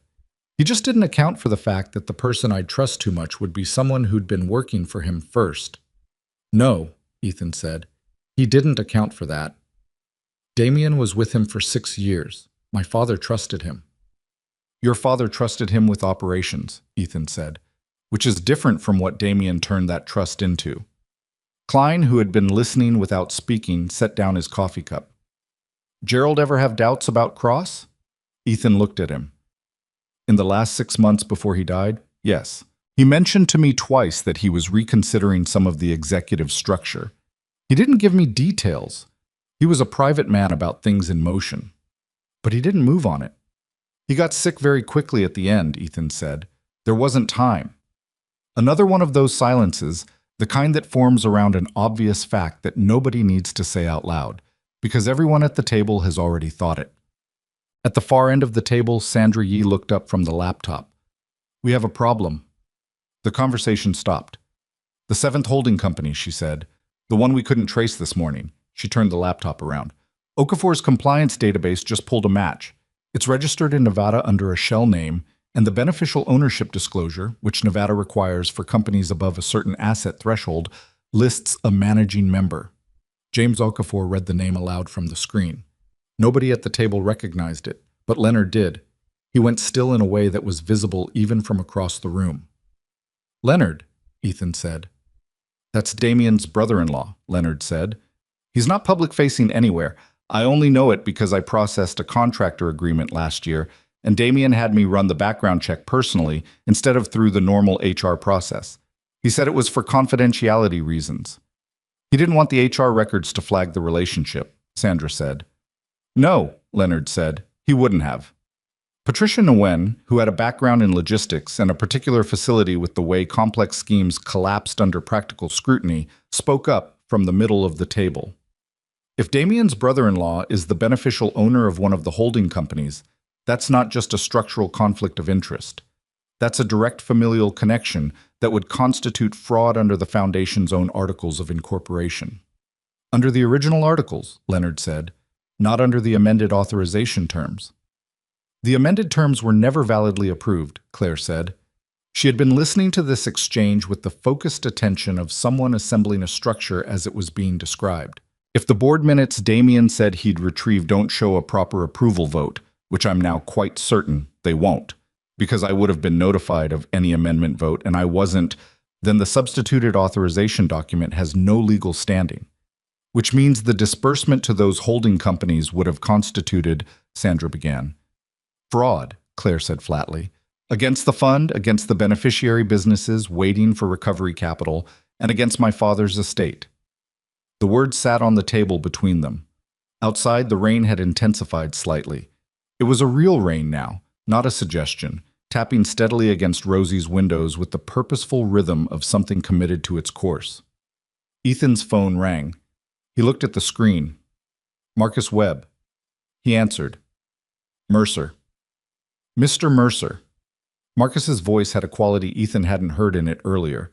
Not the professional composure of a security chief, but something more uncertain and, underneath that, more determined. "I owe you an explanation and possibly an apology. But right now I think I have something you need to see." "Where are you?" "Hotel lobby. I've been going through the evening's camera archive." A pause. "Mr. Cross entered the administrative suite at 7:51, 4 minutes after your removal. He was in there for 23 minutes. The camera in the main admin corridor shows him leaving with a document case that he didn't bring in." Ethan was very still. "He took documents." "I don't know what's in the case, but I have the footage, time-stamped and logged to the system. I also have—" Marcus paused, and in the pause was the sound of someone deciding to step across a line they'd been standing at for some time. "I have the footage of Mr. Cross giving me the instruction to remove you. He approached me directly. I initially suggested verifying your credentials first. He told me to remove you before Ms. Ashford could be distracted. His word was distracted." The table had gone quiet. People were watching Ethan's face. "Marcus," Ethan said, "I need you to do something important. The footage you're looking at right now, archive it to an external record, not just the hotel system. Is there a way to do that from where you are?" "I can email selected clips to an outside address," Marcus said. "I do it sometimes for incident reports." "Send them to Leonard Foss," Ethan said. He looked at Leonard, who immediately recited his email address clearly. "And Marcus, thank you. What you're doing right now is the right call." A pause. "I should have asked more questions earlier." "Yes," Ethan said honestly, "but you're asking them now." He ended the call. Around the table, 15 people processed what they'd heard. "He took documents from the admin suite," David Hargrove said.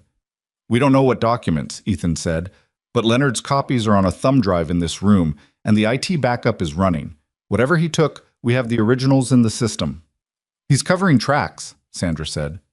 "Trying to," Leonard said. He was refreshing his email, watching for the security footage to arrive. "The thing about covering tracks in a document management system is that the system logs the deletion too. Every action leaves an entry. If he's deleting files, those deletions are time-stamped and tied to his admin credentials." Claire was looking at her phone. "Howard just sent me a draft of the emergency board notification. He wants to move tonight, not tomorrow. He says waiting until morning gives Cross time to make additional moves." "Howard's right," Ethan said.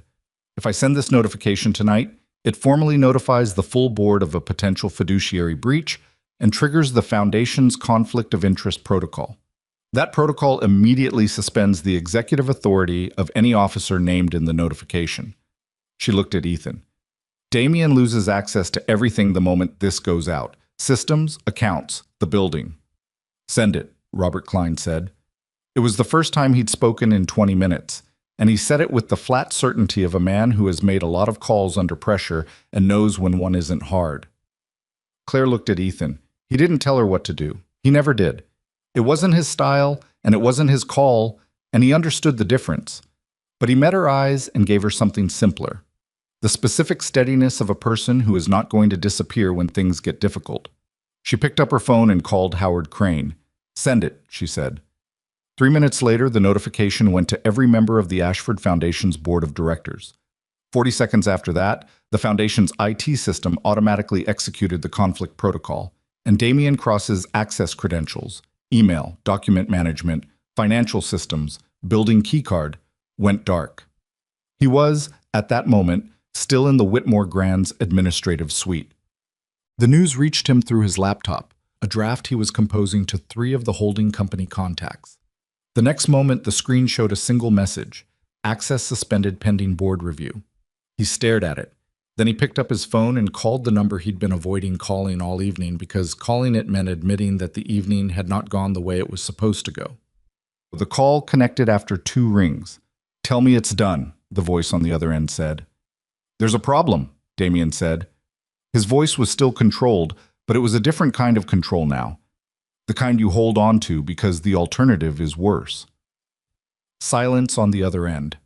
The particular silence of someone who does not have patience for problems. The signing was postponed, Damien said. Ashford pulled it. She's been in contact with Mercer. He paused. And the board has just been notified of a potential fiduciary breach. My access is suspended. More silence. I told you, the voice said very quietly, that Mercer was a problem. I handled Mercer, Damien said. You handled him by throwing him out of a room full of people who owe him their companies. That's not handling. That's lighting a signal fire. The voice paused. How much does the girl know? Enough, Damien said, which was the only honest answer he'd given all evening. Another silence. Then we're in damage control. I have documents from the admin suite, Damien said. The physical authorization copies. Physical copies are worthless if the digital record is intact, the voice said. Is the digital record intact?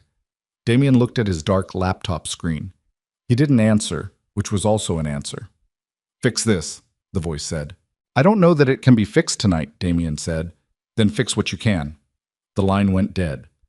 Damien sat in the administrative suite of the Whitmore Grand with a document case on his lap and the suspended access message on a dark screen, and for the first time in 14 months of careful construction, he had the feeling of a man who had built something and looked up to find the ground shifting under it.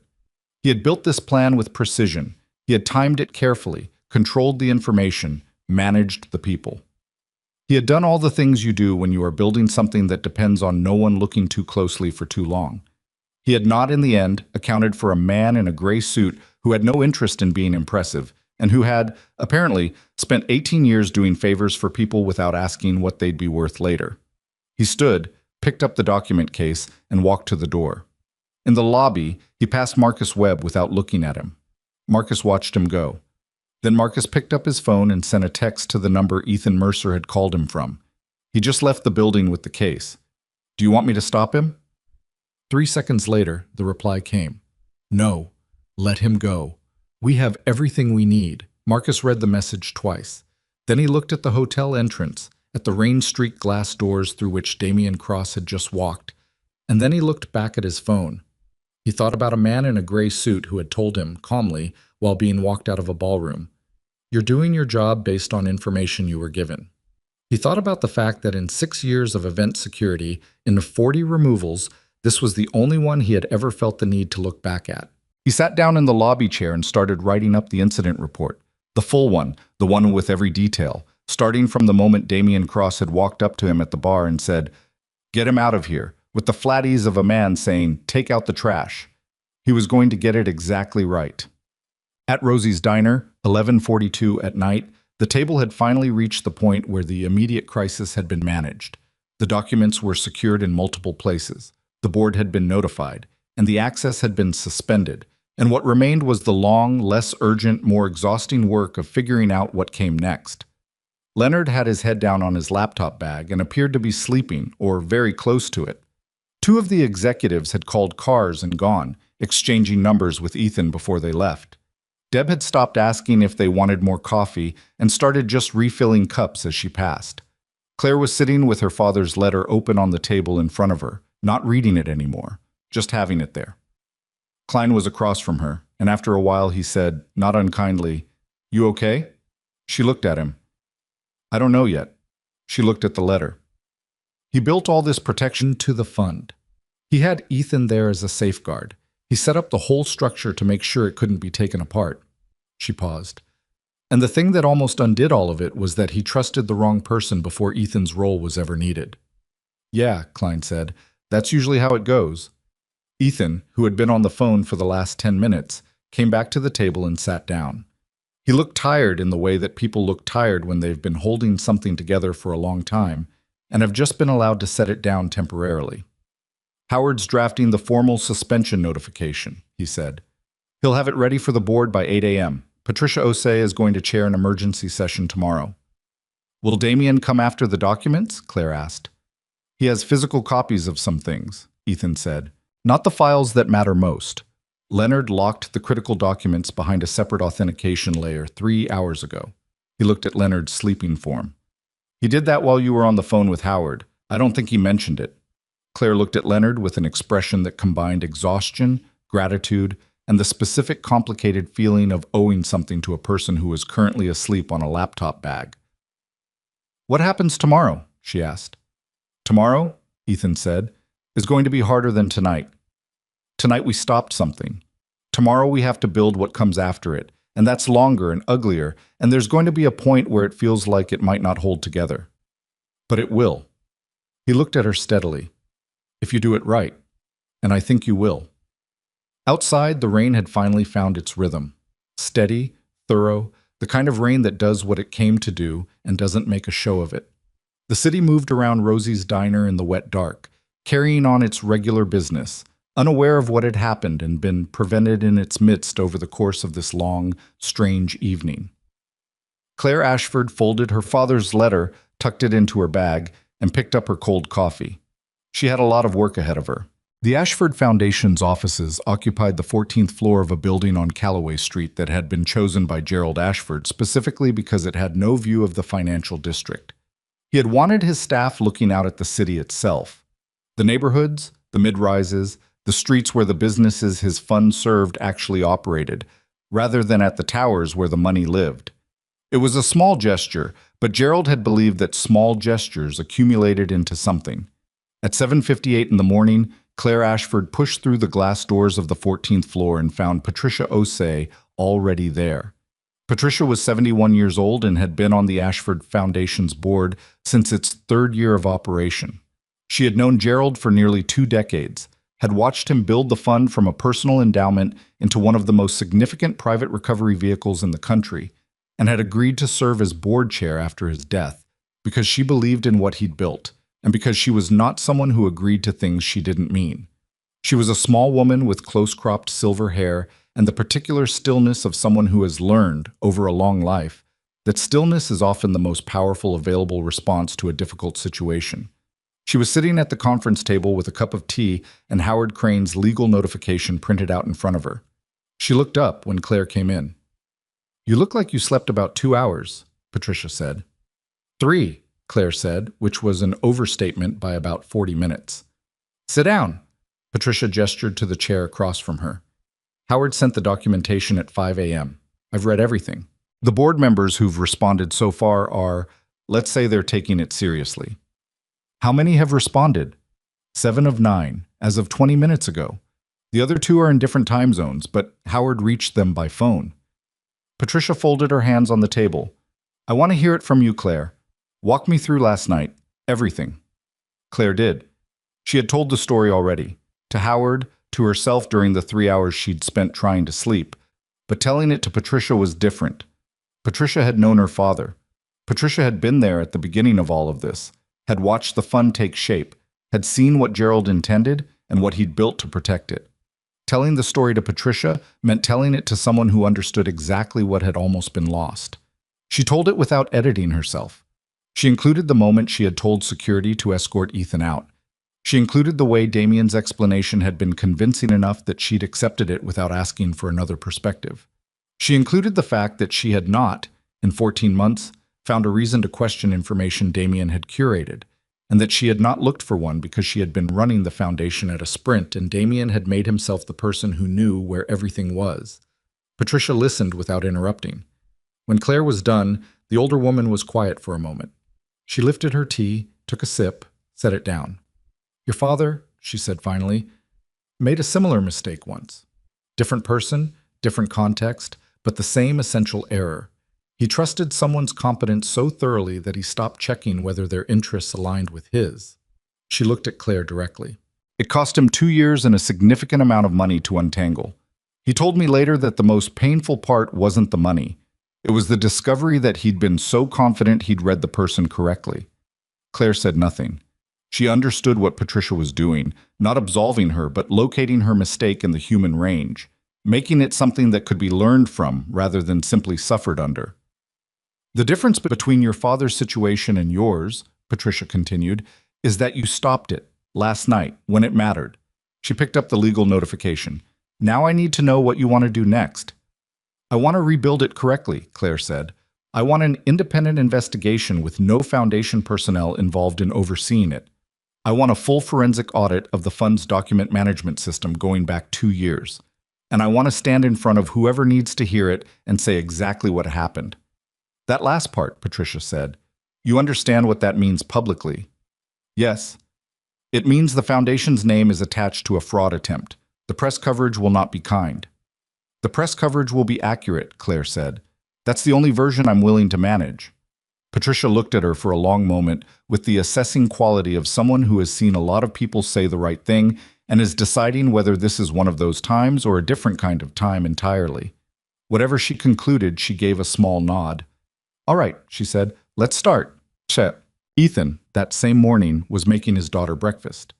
This was not an unusual activity for him, but it was one he did with the specific focused attention of someone who understood that the ordinary things were often the most important things, and that the risk of losing track of them was highest precisely during the periods when larger events were demanding his attention. Maya came downstairs at 8:15 with her hair in a ponytail and her knee brace on, and the expression of someone who had been awake long enough to have formed opinions about the day. "You got home at midnight," she said, dropping into her chair at the kitchen table. 11:53, Ethan said. "That's midnight." She looked at the eggs he put in front of her. "What happened?" "Long evening." "Dad, I'm 15, not 8. He sat down across from her with his own plate and considered this, because she was right, and he knew it, and they had an agreement, unspoken but real, that he wouldn't talk down to her. Maya's mother had left when Maya was 4, and Ethan had raised her largely alone, with the help of his mother and the occasional heroics of Mrs. Patterson next door. And in the course of that raising, he had learned that the choice between protecting Maya from difficulty and preparing her for it was not actually a choice. That protection without preparation was just delayed exposure, and usually more painful for the delay. "I went to a charity gala," he said, "for a foundation I do some work for. While I was there, someone had me removed because they didn't want me to look too closely at some documents they were planning to use tonight." Maya looked at him. She had her mother's eyes, a dark clear brown that gave nothing away until she decided to give something. And right now they were working through the situation with the quick comprehension that had always made Ethan simultaneously proud and slightly on his guard. Removed as in security? Removed as in 2 guards and the exit. That's embarrassing. It was, he agreed. What happened after? 14 people I've helped over the years walked out of the event and followed me to a diner. And we spent the evening figuring out what was actually in the documents and making sure the money didn't move. Maya processed this with the seriousness she brought to things that mattered. The gray suit? Yes. I told you to get a new suit. You've told me several times. You look like a history teacher in that suit. She ate some of her eggs. Are you okay? The question was simple and direct and had the quality of genuine inquiry rather than formality, which was how Maya asked things when she actually wanted to know the answer. "I'm okay," he said. "A little tired. There's more work ahead, but last night went the right way." "The money's safe?" "For now, yes." "And the person who tried to take it?" "Is having a more difficult morning than we are," Ethan said. Maya nodded with the measured satisfaction of someone who finds justice adequate when it arrives. "Good." She picked up her fork. "Mrs. Patterson showed me the photo albums. You owe me." No. Damien Cross had, in fact, had a difficult morning. He had spent the night at his apartment near the park, and he had not slept, and the hours between midnight and 7 a.m. had been occupied with a specific kind of thinking that most people never have to do. The thinking of someone going through everything that exists and trying to determine what has been seen, what can be disputed, and what is simply too far gone to argue against. He had called his attorney at 6:30. His attorney, a careful man named Bryce Harrington who specialized in white-collar matters and who had known Damien for 8 years, had listened to a 20-minute summary without interrupting and then said, in the quiet voice of someone delivering a medical assessment, "You need to stop moving. You stop calling the holding company contacts. You stop accessing any foundation systems from anywhere, and you do not speak to anyone connected to the foundation until I tell you to." "They have the documentation," Damien said. "I understand that," Harrington said. "The access suspension. If the board moves forward with the protocol—" "Damien!" Harrington's voice was firm without being unkind. "I need you to hear me. This stops now. Everything you do from this point is either going to be used against you or used for you, and right now the only thing in your favor column is that the money didn't move. That matters. But it stops mattering if you give them something additional to work with." Damien looked at the document case on his desk, the physical copies he'd taken from the administrative suite. In the dark clarity of 4 in the morning, he had understood what Leonard and Osei and everyone else in that room would have understood immediately. Paper copies of documents that existed in a digital system with a full audit trail were not protection. They were evidence. "The board has called an emergency session," Damien said. "Howard Crane is advising them." "I know. I got the notification copy." Harrington paused. "Is there anyone whose involvement you haven't mentioned to me? Anyone who can establish that this was a collective decision rather than a unilateral one?" Damien said nothing. "Damien." "There's someone I was working with," he said finally, "on the investment side. The holding companies weren't my vehicles alone. There were other interests." Another pause, longer this time. "I need that name. If I give you that name, if you don't give me that name and they give yours first, you are the entire story. Is that clear?" Harrington's voice had lost the professional warmth entirely now. "You are not the only person who understood what last night was supposed to accomplish. The person who gave you the original instruction, if they get to the investigators before you do, they write the narrative. You want to be in that narrative or ahead of it?" Damien stared at the document case. He thought about the voice on the phone last night. "Fix this," said with the easy authority of someone who had never in their life expected to be the person who ended up holding consequences. "His name," Damien said, "is Warren Fitch, but..." The name Warren Fitch meant nothing to Claire Ashford when Howard Crane mentioned it at 9:15 that morning in the Foundation's conference room.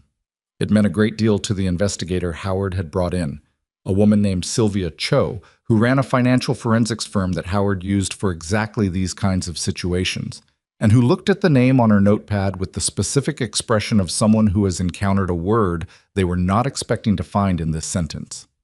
"Fitch Capital," Sylvia said. "You know it?" Howard asked. "I know of it. It's a private investment vehicle, very low profile, selective. Warren Fitch is..." Sylvia paused, organizing what she knew into what she could say usefully. "He's old money that became new leverage. His fund has been involved in several acquisition situations in the last decade where companies in financial distress were, let's say, assisted into positions that benefited his portfolio significantly." "Predatory?" Claire asked. "It's a matter of characterization," Sylvia said carefully. "Nothing that crossed a line legally, but the pattern is consistent. A company gets into trouble, Fitch's fund identifies it, and through one vehicle or another, they end up with either equity or asset control before the company can access alternative recovery options." She looked at Claire. A fund like yours, genuinely capitalized, genuinely intended to help mid-sized companies recover, is a direct obstacle to that pattern. Every business your foundation successfully rescues is a business that doesn't end up in Fitch's acquisition pipeline.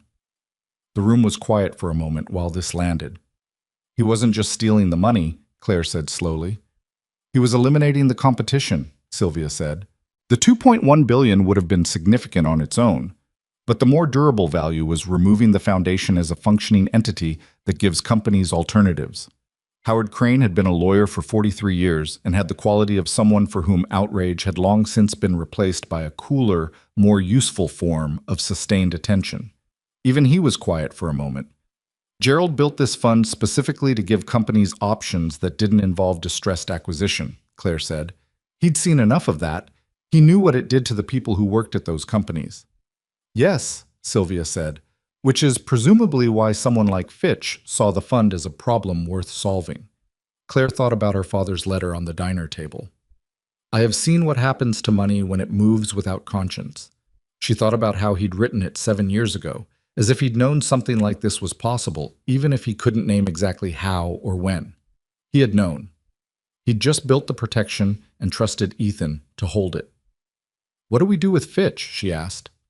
The foundation can file a civil complaint, Howard said, and based on what Sylvia is going to find in the audit, there may well be grounds for referral to the State Attorney General's office.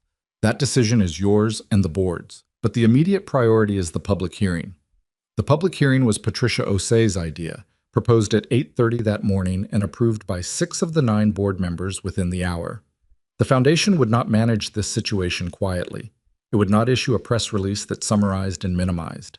It would convene a formal public accounting, open to credentialed press, with a full documentary record, in which the evidence would be presented, the sequence of events explained, and responsibility acknowledged. The naming of Fitch publicly, Howard said. That's consequential. His attorneys will— I understand, Claire said. I want it documented and verified before we name anyone in a public setting. But if the evidence holds, it'll hold, Sylvia said. She said it with the matter-of-fact confidence of someone who had been reading financial documents for 20 years and knew exactly how sturdy a paper trail could be when someone had built one as carefully as Leonard Foss had. Then we name him, Claire said. We name everyone. The public hearing was scheduled for 3 weeks out, which was fast by most institutional standards and about right, given the circumstances. The foundation rented a mid-sized venue, not the Whitmore Grand, obviously, and sent formal notification to the press pool, the relevant regulatory bodies, and the 14 executives who had walked out of the signing ceremony. The notification to the executives was not an official summons. It was a personal letter from Claire, written by hand and then typed, asking if they would be willing to speak. Every one of them said yes. In the 3 weeks between the emergency board session and the hearing, several things happened in sequence. Sylvia Cho's forensic audit confirmed everything Leonard Foss had found and added 7 additional data points, including 2 wire transfer test runs from the holding companies that had been processed in the week before the Gala. Small amounts, underreporting thresholds, that were consistent with a system being checked ahead of a large disbursement. The audit also confirmed that the substituted authorization document had been accessed from Damian Cross's credentials on 11 separate occasions over 14 months, each access time-stamped and logged. Damian, on the advice of Bryce Harrington, declined to comment publicly and declined the foundation's invitation to appear at the hearing voluntarily. His attorney sent a letter that used the word defamatory 3 times in 4 paragraphs. Howard Crane read it, set it on his desk, and went back to work. Warren Fitch's response was different and more aggressive. His legal team sent a 40-page document to the foundation's counsel asserting that Fitch Capital had no ownership interest in any of the named holding companies and that any suggestion of a connection was speculative and potentially actionable. Sylvia Cho read the 40 pages over a weekend, marked 11 specific factual inaccuracies in the assertions, and sent Howard a 9-page memo explaining each one with supporting documentation. Howard read the memo, called Sylvia, and said, "Can we use all of this?" "Every word," Sylvia said. Leonard Foss, in the weeks following the Gala, became someone different from the nervous man who had eaten a granola bar in a parking garage and nearly talked himself out of doing the right thing. He was not dramatically transformed. He was still slight, still careful, still prone to checking his email compulsively. But there was something more settled in him. He had started going into the foundation's offices early and staying late, not because anyone asked him to, but because the work was suddenly real to him in a way that institutional legal practice sometimes stops being when you've been doing it long enough. He was building the evidentiary record for the hearing with the painstaking attention to structure that had always been his professional strength, and he was doing it in the knowledge that it mattered, which changed everything about how it felt to do it. Marcus Webb sent Ethan a text 2 days after the gala. I sent a full incident report to the Foundation's board. Everything. If it's useful, use it. Ethan wrote back, "It is. Thank you." There was a pause, and then Marcus sent one more line. "I should have asked more questions before I put my hands on you." Ethan read it, thought about it, and wrote, "You were working with what you had. That's all any of us can do." He didn't hear from Marcus again until the day of the hearing. The morning of the public hearing, Ethan drove Maya to school first. It was a Tuesday, which was soccer conditioning for Maya, even with the recovering knee, and she came out of the house with her bag and her cleats tied together and hanging over her shoulder, and she got into the truck with the careful movement of someone protecting a joint. She was still not fully trusting. "You okay?" Ethan asked. "It's fine," she said. "Coach said I can do upper body today, which is boring but fine." She looked at him. "Big day?" "Medium day," he said. "Important, but medium." "Are you nervous?" He thought about it honestly, because Maya could tell when he was being honest and when he wasn't, and had been able to for about 4 years. "A little. Not about what I'm going to say, about whether what's being built is going to hold, whether the people who need to see it will actually see it. The evidence thing? The evidence thing. And the other thing, whether people who've had a version of events for a long time can shift when the evidence contradicts it." Maya watched the road ahead while she thought about this. "You always say that's the hardest thing, not getting people to care, getting people who already think they know the shape of something to look at it differently." "I do say that." "So," she picked up her bag from the floor of the truck. "Do you believe the evidence is good enough?" "Yes," he said. "It'll work," she said simply. "Not perfectly, but enough." She opened the door.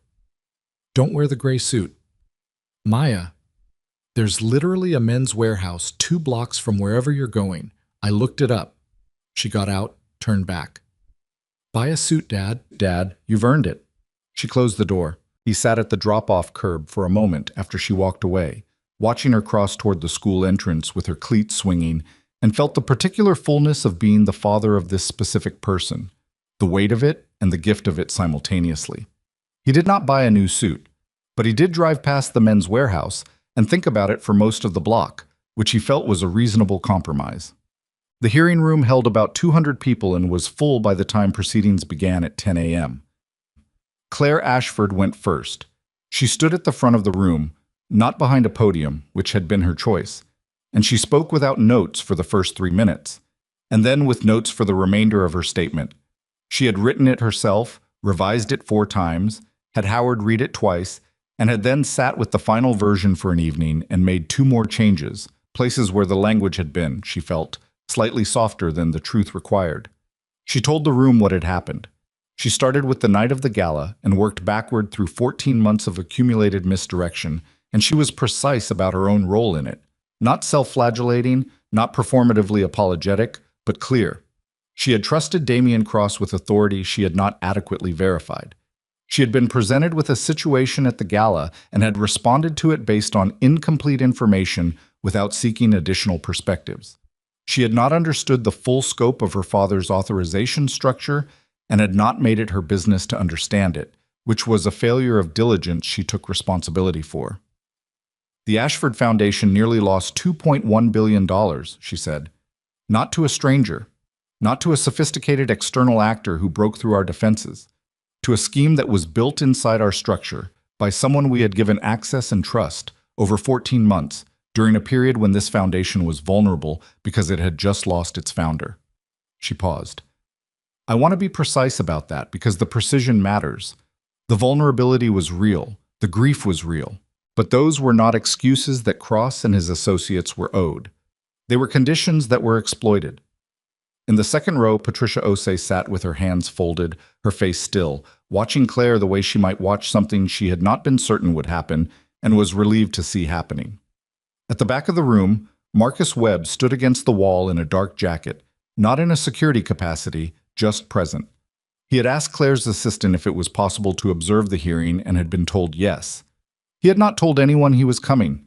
The forensic audit presentation took 40 minutes, delivered by Sylvia Cho with the brisk thoroughness of someone who has organized complex information for audiences many times and has learned that clarity is a form of respect.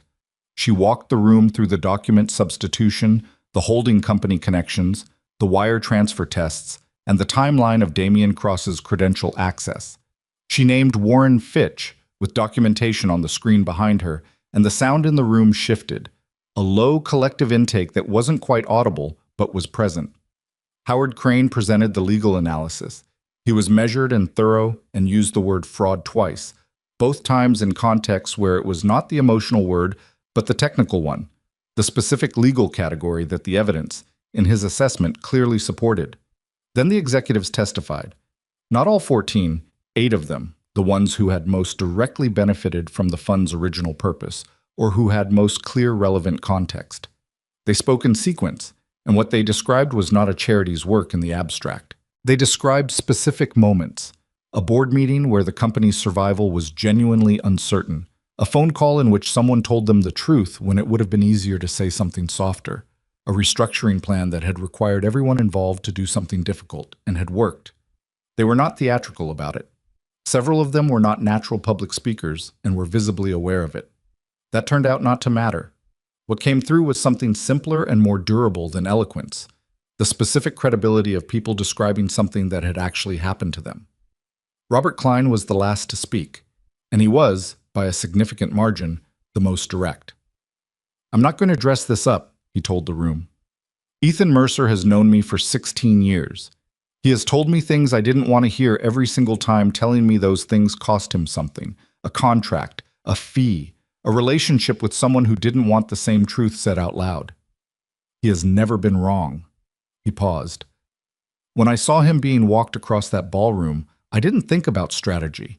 I didn't think about what it was going to look like when the table was empty. I thought, whatever's happening to that man is wrong, and I'm not going to sit here." He looked at his hands for a moment, then back at the room. "That's it. That's all it was." Ethan, seated in the third row, said nothing.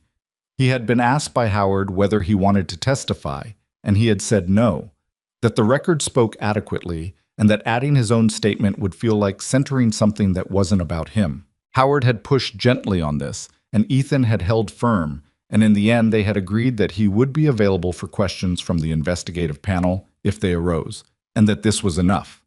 The investigative panel did have 2 questions for him, asked from the dais by a retired federal judge named Meredith Calloway, who was chairing the independent investigation. She was a precise woman in her 60s, with the unhurried pace of someone who has spent decades waiting for answers, and knows that patience is the best tool for getting honest ones.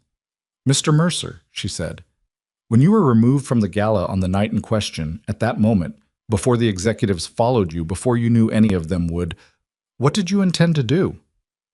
Ethan considered the question the way he considered all questions, which was to take it seriously and answer it accurately, rather than strategically. "I intended to call Leonard Foss when I was outside, find out where he was, and figure out whether there was another way to get the document to someone in the Foundation's legal structure before the signing happened." "You didn't think about going to the press? Calling the executives directly?" "No," he said. "The press is for when institutions fail. The institutions hadn't failed yet, and calling the executives directly would have been, it's their evening, their decision whether to be part of it. I didn't want to ask them for something." Judge Calloway wrote something down. "And when they followed you out, did you ask them to?" "No," Ethan said. "I didn't know they were going to until they were already outside." "What did you think when you saw them?" He paused. Not a long pause, just long enough to find the honest answer rather than the presentable one. "I thought, I hope they know what they're getting into, because it was going to be a long night and there was no guarantee any of it would work." Judge Calloway looked at him for a moment over her glasses. "But you did it anyway." I was going to do it regardless, he said. Having them there just meant I didn't have to do it alone. The proceedings closed at 1:15 in the afternoon. The outcome of the hearing, the public record, the documented evidence, the 8 executive testimonies, was not a verdict. Verdicts came later, in other rooms, through other processes. What the hearing accomplished was something different. It fixed the facts in a form that was visible, documented, and difficult to contest. The investigative panel's preliminary finding, issued the same day, confirmed that the evidence supported referral to the State Attorney General for review of potential criminal fraud charges against Damian Cross and Warren Fitch. Damian Cross's attorney issued a statement. Warren Fitch's issued a longer one. Both stated that their clients vigorously denied wrongdoing and that the matter was being reviewed by independent legal counsel. Both statements had the careful phrasing of documents written by people who know that what they say now will eventually sit next to something else in a case file. The press covered it. Not all of them got it right.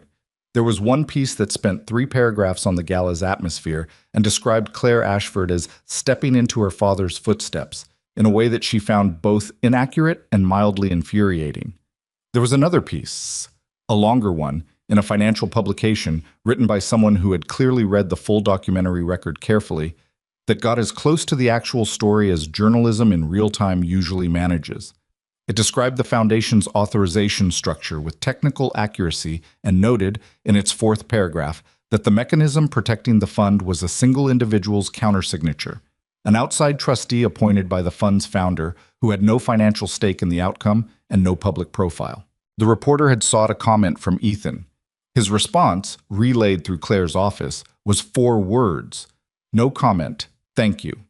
The article ran anyway, and ran it accurately, and Ethan read it at the kitchen table on a Wednesday morning with his coffee and made no particular reaction, which was roughly what he'd expected. What he hadn't expected, what genuinely surprised him, in the specific way that things surprise people who have stopped expecting much, was the letter. It arrived on a Thursday, 9 days after the hearing, in a plain envelope with a return address he didn't recognize. Inside was a single sheet of paper, handwritten, from the owner of a manufacturing company in Ohio he'd never met. The woman wrote that she had read about the Ashford Foundation situation in a trade publication, and that her company had been approved as a beneficiary under the fund's recovery program, and that she had been waiting 8 months for a disbursement that had been delayed without explanation, and that she had, 3 weeks ago, been preparing to shut down, which would have meant laying off 61 people. She wrote that she now understood what the delay had been and why, and that the foundation had called her the previous week to tell her that her disbursement would be processed within 30 days under the newly verified terms. She didn't write anything elaborate. She just wrote, "I don't know exactly what you did or how you did it, but my people are still going to work next Monday. I wanted someone to know that." Ethan read it twice. He folded it carefully, the way you fold something you're going to keep, and put it in the front pocket of his jacket. He thought about Gerald Ashford's letter. The people on the other side of that money. He thought about 61 people going to work on Monday, not knowing what had happened at a charity gala 3 weeks before, not knowing that a man in a gray suit had stood quietly near a pillar with an envelope, and that 14 people had stood up from a VIP table, and that a lawyer had driven a granola bar and a thumb drive to a diner in the rain. They didn't need to know. That wasn't the point. The point was that they were going. Osak. Claire found Ethan that same Thursday afternoon, not at the Foundation's offices, but at the small coffee shop 2 blocks away where he had taken to working in the afternoons during the post-hearing period, when the Foundation's offices felt dense with the specific pressure of institutional reconstruction, and he needed to think without the density. She came in, saw him at a corner table with papers spread in front of him, and stopped at the counter to order before she came over. She put a coffee in front of him. She had learned by now how he took it, and sat down across from him. "Patricia approved the new authorization structure this morning," she said. "The board voted 6-1. The holdout was Dunleavy, who has concerns about the oversight costs, but Howard thinks he'll come around." "He will," Ethan said. "Marcus Dunleavy has been on boards long enough to know that the cost of oversight is always less than the cost of not having it. Give him 2 weeks. "The independent monitoring panel starts next month," Claire continued. 3 seats, 1 nominated by the board, 1 by the fund's beneficiary advocate group, and 1, she paused, 1 that the board voted to offer to you, formally, with compensation this time. Ethan looked up from his papers. Patricia's proposal, Claire said. She said, and I'm quoting her exactly, "The man already does the work. We should at least stop making him do it for free." He looked at her for a long moment. "I'll think about it." "That's what you said last time," she said, "when my father asked you." "And then I said yes," he said. "Yes," she said. "You did." She wrapped her hands around her coffee cup. "There's something else. The disbursement to the Ohio manufacturer. It processed this morning. First one under the new authorization." He didn't say anything, but something in his face changed. Small, contained, the kind of change that people who weren't paying attention would miss. "I got a letter," he said. "From her?" "From the owner." He reached into his jacket pocket and put the folded sheet on the table between them. Claire picked it up and read it. She read it slowly, which Ethan noticed, and when she set it down, her expression had the quality of someone who has been reminded of something they knew abstractly but had just been made to feel concretely. "This is what it's for," she said. "Yes," Ethan said. "I knew that. I've always known that, intellectually. My father used to say it all the time." She smoothed the edge of the letter with her thumb. "It's different when it's a specific person." "It's always a specific person," Ethan said. "That's the whole thing. The numbers in the authorization documents, the holding company structures, the disbursement instruments, all of it is just the mechanism. The specific person is the reason." Claire looked at him.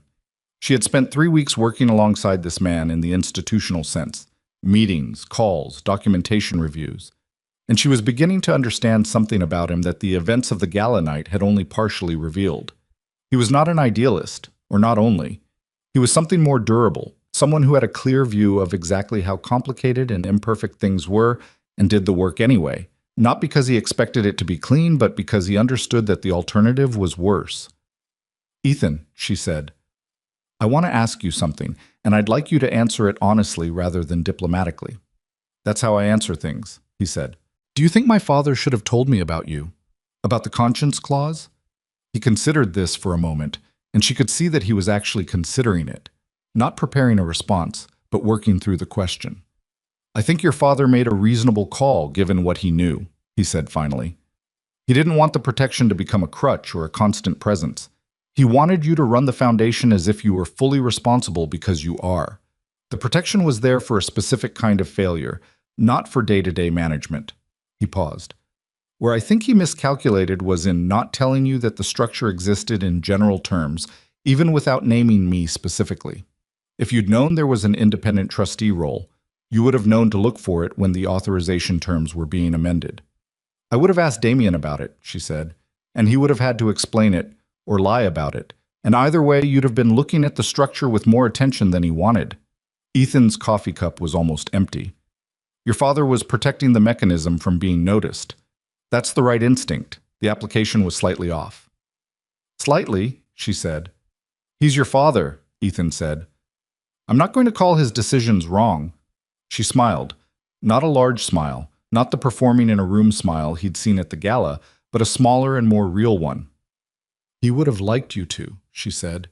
"He liked people who called his decisions exactly what they were." "I know," Ethan said. "He told me that too." They sat in the coffee shop on a Thursday afternoon while the city moved outside the window, and the foundation's work moved forward in rooms and documents and phone calls that were already in progress. And 61 people in Ohio were preparing to go to work on Monday. And somewhere in a conference room, a forensic accountant was building a case that would take another several months to complete, and all of it was imperfect and slow and entirely necessary. The State Attorney General's office opened its formal investigation into Damien Cross and Warren Fitch on a Monday morning in early November, 4 months after the gala. The announcement came in a press release that was 3 paragraphs long and used the word alleged 7 times in accordance with legal convention, but the substance of what it described was not ambiguous. The investigation would examine potential fraud, breach of fiduciary duty, and conspiracy to misappropriate funds held in charitable trust. The combined exposure, according to the financial press, ran to significant criminal liability for both men. Damien Cross had, by that point, been living in a kind of suspended state, not arrested, not charged, not free in any meaningful sense. Bryce Harrington was managing his public posture, which meant he said nothing to anyone and appeared nowhere, and the silence itself had become a kind of story that the press filled in from the available evidence. His name appeared in financial news with the regularity of a dripping faucet, not enough to feel like an assault, enough to be impossible to ignore.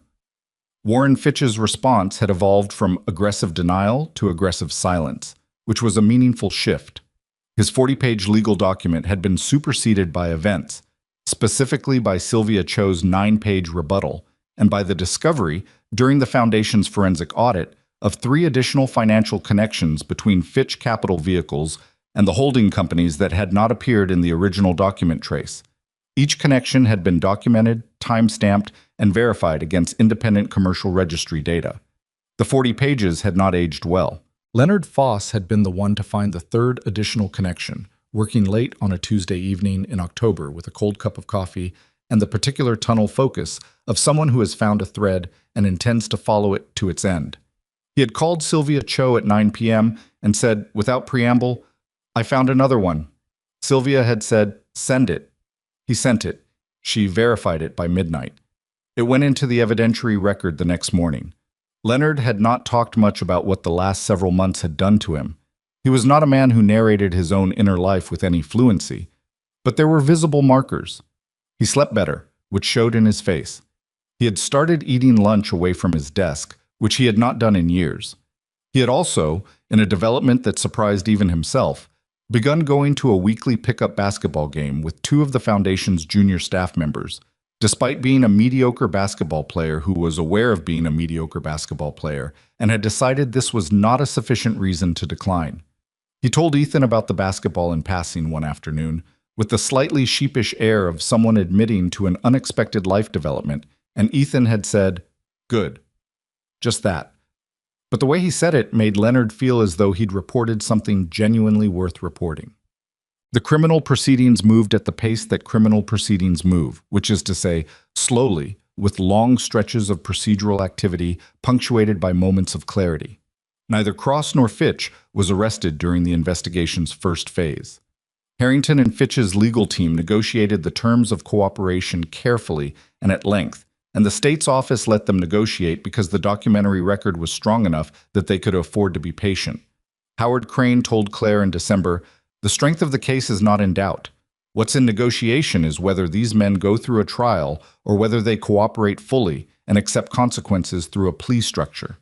Either way, the outcome for the Foundation is the same." "What's the difference for them?" Claire asked.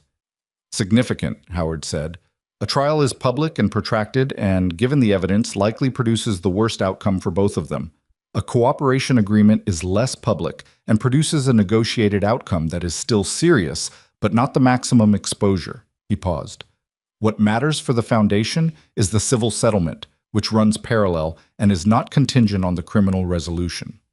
And the civil settlement covers the businesses that lost access to funding during the disruption period?" "That's the structure we've proposed," Howard said. "Fitch's legal team has not rejected it." "Because they know what happens if it goes to trial," Claire said. "Because they know what happens if it goes to trial," Howard agreed. In February, 7 months after the Gala, Damian Cross entered a cooperation agreement with the State Attorney General's office. He provided a full account of his arrangement with Warren Fitch, including communications spanning 3 years, financial records documenting the holding company structure, and testimony about the methodology of the document substitution. In exchange, his criminal exposure was bounded. The agreement was not a clean resolution for him. It included a permanent bar from serving in any fiduciary or executive capacity at any nonprofit organization, significant financial penalties, and a period of supervised probation. But it was the alternative to a trial that, Harrington had finally told him with the directness of a man who had run out of diplomatic options, he would not win. Warren Fitch held out 2 more months.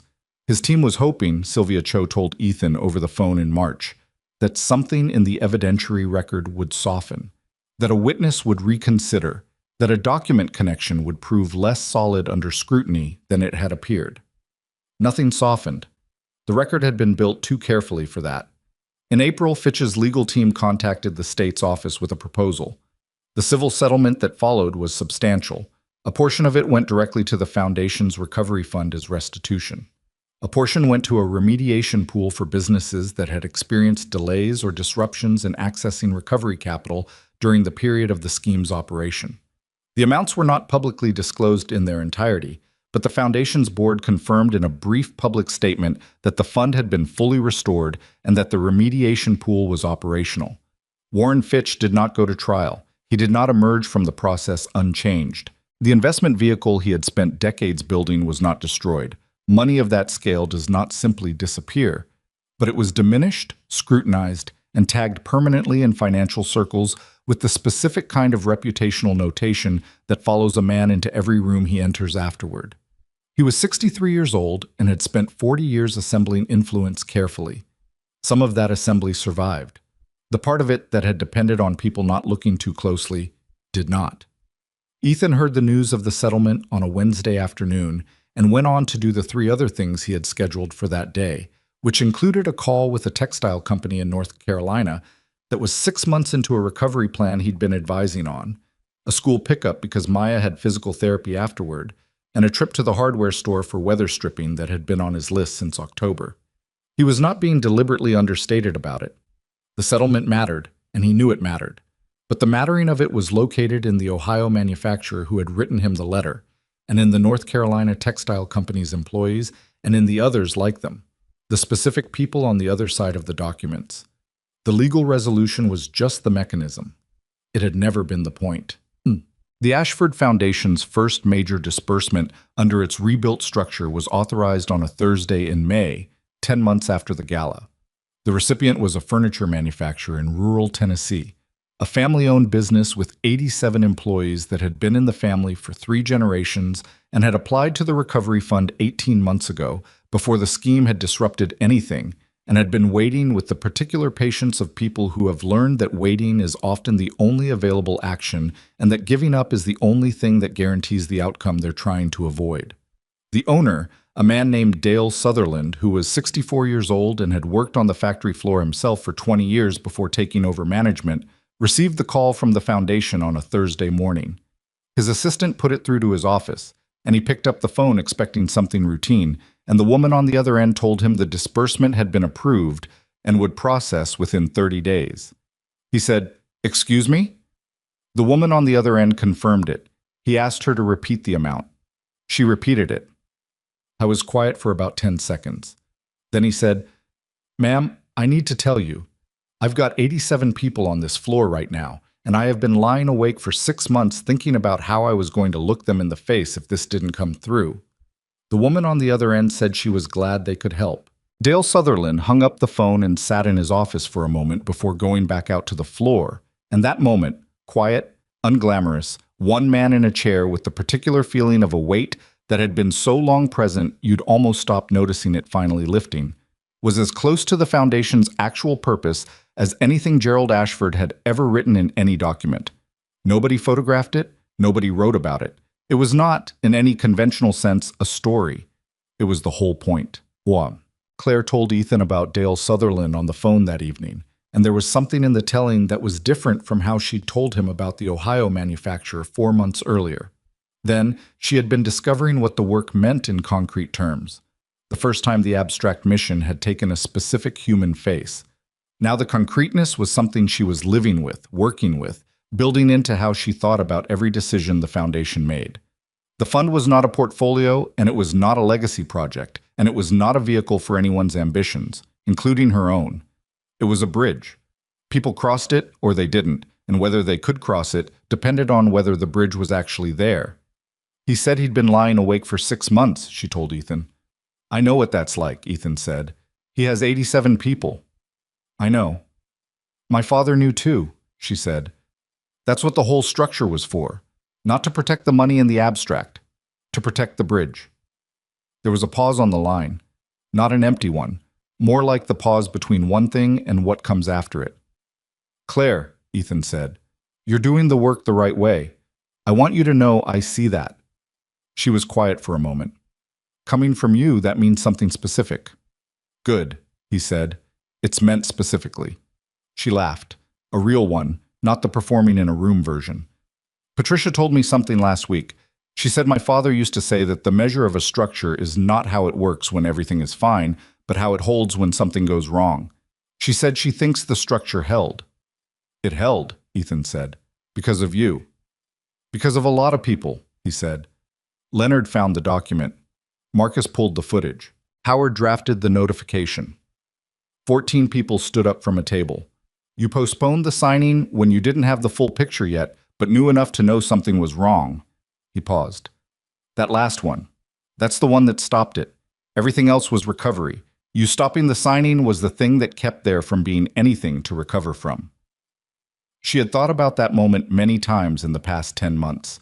Standing in the Whitmore Grand's catering hallway, smelling warming trays and cleaning product, listening to Howard Crane's voice say, "Do not sign anything tonight with the weight of someone who knew exactly what he was saying and why." She had made the call before she had the full picture. She had made it on the basis of something that wasn't evidence exactly, more like the accumulated discomfort of 14 months of small moments where something hadn't quite fit, and the specific look on Damien's face when the VIP table emptied, and Howard's voice, and the memory of a man in a gray suit saying, "Ask anyone at the VIP table who Ethan Mercer is," with the patience of someone who was not performing certainty but actually had it. "I almost didn't," she said. "Stop the signing. There was a window after I spoke to Howard where I thought about letting it go through and dealing with it in the morning through the audit process." "I know," Ethan said. "You knew?" "I suspected. You had about 2 minutes between when you got off that call and when you walked back in to find Damien." A pause. "You could have talked yourself out of it. The signing would have been done before the board notification could have suspended his access. The money would have been moving before anyone could have stopped it." "Yes," she said. "What made you not talk yourself out of it?" She thought about this. It was not a simple question, and she didn't give it a simple answer. "I think—" She stopped, started again. "I think it was the way he said distracted.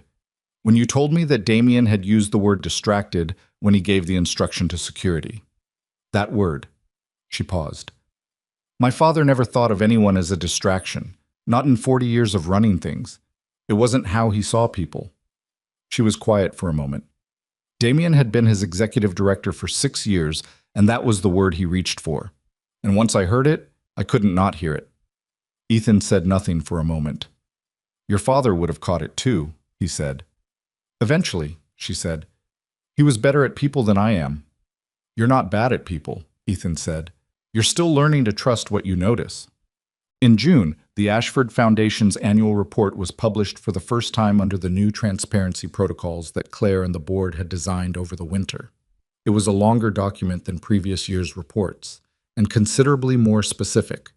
It named each recipient business, and the amount of each disbursement, included a summary of the independent monitoring panel's findings, described the authorization structure in plain language, and attached the full forensic audit summary as an appendix. It also included a section that was Claire's own idea and that she had drafted herself without asking Howard to review the language first. It was titled, "What Happened and What We Did About It," and it described the events of the gala night and everything that followed in the direct, unembellished prose of someone who had decided that the only version of the story worth telling was the accurate one. It was the most read section of the report by a significant margin. Patricia Osei read it in her apartment on a Sunday morning and called Claire afterward. "Your father," Patricia said, "would have not have written it quite like this." "I know," Claire said. "He was more guarded about the foundation's internal mechanics. He believed in protecting the structure." "I know," Claire said again. "But the structure nearly got used against us because it was protected to the point of invisibility. If the people connected to the foundation, the donors, the beneficiary businesses, the board, if they'd understood what the authorization structure actually was, Damien couldn't have substituted that document without someone noticing." She paused. "Transparency isn't just ethical, it's structural. It's how you make something harder to corrupt." "Yes," Patricia said. "That's right." Another pause. "I'm telling you, your father would have done it differently, not as a criticism. I'm telling you because the way you're doing it is better." It was the closest thing to unqualified praise that Patricia Osei ever delivered, and Claire understood it as such. Ethan accepted the monitoring panel position in July, a full year after the gala. He sat on the panel's first quarterly review with the same quiet attentiveness he brought to everything, asked questions when questions were needed, and said nothing when nothing needed to be said, which was the specific skill that institutions most frequently lacked and most urgently needed. He did not change his professional identity. He was still a consultant, still the man people called when a company was in genuine trouble and needed someone who would tell them the actual problem rather than a version of the problem that was easier to hear. He still drove the same truck. He still had dinner with Maya on weeknights and made eggs on weekend mornings and took on more pro bono work than was strictly advisable from a financial planning perspective, and had still not bought a new suit, a failure that Maya documented with the patient, long-suffering specificity of someone preparing a comprehensive case. "There are pictures of you on the Foundation's website," she told him one evening at the kitchen table, setting her phone in front of him with the deliberate gesture of evidence being submitted. "In the gray suit, people can see it." "People can see a man doing his work," Ethan said. "People can see a sad suit," Maya said. "Two different things." "I'll think about it." "You said that a year ago." "I'm still thinking." She picked her phone back up with the resignation of someone who has come to terms with a situation they cannot control. "Mrs. Patterson thinks you're very distinguished. Mrs. Patterson is very kind. She also said you need a haircut." "Mrs. Patterson is very thorough," Ethan said. Maya grinned, the quick, unguarded grin that was one of the best things in his life, and went back to her homework. Outside the kitchen window, the summer evening was doing what summer evenings do, going golden and unhurried, stretching out the light as long as it could before finally letting go. The neighborhood made its regular sounds: a car, a dog, someone's lawnmower 2 houses down, optimistic at 7:30. Ethan sat at the kitchen table with his coffee and looked at his daughter doing her homework and thought about the year that had just passed and felt, not contentment exactly, because contentment was too still a word for what he felt, and it implied an arrival that didn't match his experience, something more like the particular grounded satisfaction of someone who had done what he was supposed to do and was now exactly where he was supposed to be. He thought about the gala, which he did sometimes, not with anger and not with drama, more with the detached curiosity of someone reviewing a situation to see what it taught. He had stood at that pillar for 8 minutes before the security guards arrived. He had known, from the moment he saw Damien Cross's face across the ballroom, that the evening was not going to go smoothly. He had made a decision in those 8 minutes, mostly without noticing he was making it, which was simply to remain exactly who he was and let what was going to happen, happen. This was not a strategy. It was not wisdom in any formal sense. It was just how he had been built, by his own history and his own failures, and the specific education of having spent 2 decades helping people through the worst periods of their professional lives and learning, from that work, that the thing they needed most was not a rescue but a companion. Someone who could sit with the difficulty without needing the difficulty to resolve itself faster than it actually could. He had not always been this person. He had been, in his late 20s, someone who moved faster and spoke louder and was more interested in being right than in being useful, and he had made mistakes from that place that had cost him, professionally, personally, in ways he still thought about sometimes. The shift had not been sudden. It had been the slow accumulation of being wrong often enough to stop finding his own certainty so convincing. His daughter had something to do with it too. You could not raise a child alone, not well, not honestly, and remain committed to the idea that you always knew what you were doing. Maya had been making him uncertain of himself since she was old enough to form complete sentences, and the uncertainty, he had discovered, was not the problem he'd thought it would be. It was the thing that kept him honest. On a Wednesday in August, 13 months after the gala, Ethan drove to the Ashford Foundation's offices for the monitoring panel's second quarterly review. He found a parking spot 2 blocks away, which he considered neither lucky nor unlucky, just a fact about parking in this part of the city. He walked to the building, took the elevator to the 14th floor, and pushed through the glass doors. The offices had changed since he'd first been here, in the weeks after the gala, for the emergency board session. Not dramatically. Same furniture, same layout, same view of the city rather than the financial district. But in the specific way that spaces change when the people working in them feel differently about the work. There was more noise than he remembered. More motion. Someone in a glass-walled meeting room was having an animated conversation over a speakerphone. Two junior staff members he didn't recognize were at a table near the windows with laptops and a stack of files, talking over each other in the way that happens when people are genuinely engaged with a problem. Leonard Foss walked out of a side office and nearly collided with him. "Sorry," Leonard said. Then, "Oh, you're early." "Am I?" Leonard checked his watch. "By about 10 minutes. He looked less like the man who had eaten a granola bar in a parking garage, though the underlying person was recognizable. "Panels in Conference B. Claire's finishing a call." "I'll wait," Ethan said. "There's coffee," Leonard said, gesturing vaguely toward the kitchen. "There's always coffee," Ethan said. He got a cup and stood near the window for a few minutes, looking out at the city the way Gerald Ashford had intended people in this building to look at it. The neighborhoods below, the mid-rises, the streets, not the towers.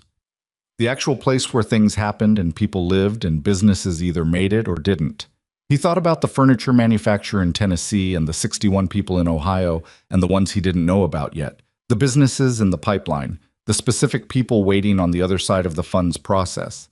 He thought about what it took to build something that actually helped people, not the announcement of it, not the ceremony, not the VIP table and the press pool and the chandeliers that cost more than most people's houses. The actual building, the precise language in the authorization document, the independent trustee with no financial stake, the board chair who showed up at 8 in the morning after being called the night before, the lawyer who found a date-stamped file in a subdirectory and didn't talk himself out of what it meant. Small things, specific things, things that didn't photograph well and didn't make the kind of moment that people described as inspiring. The whole thing. Claire appeared from the hallway with her phone in her hand and the expression of someone who has just concluded a complicated call and is glad to be done with it. She saw Ethan by the window and crossed toward him. "You're early," she said. "Leonard told me." The call ran long. One of the Tennessee disbursement suppliers had a question about the payment structure.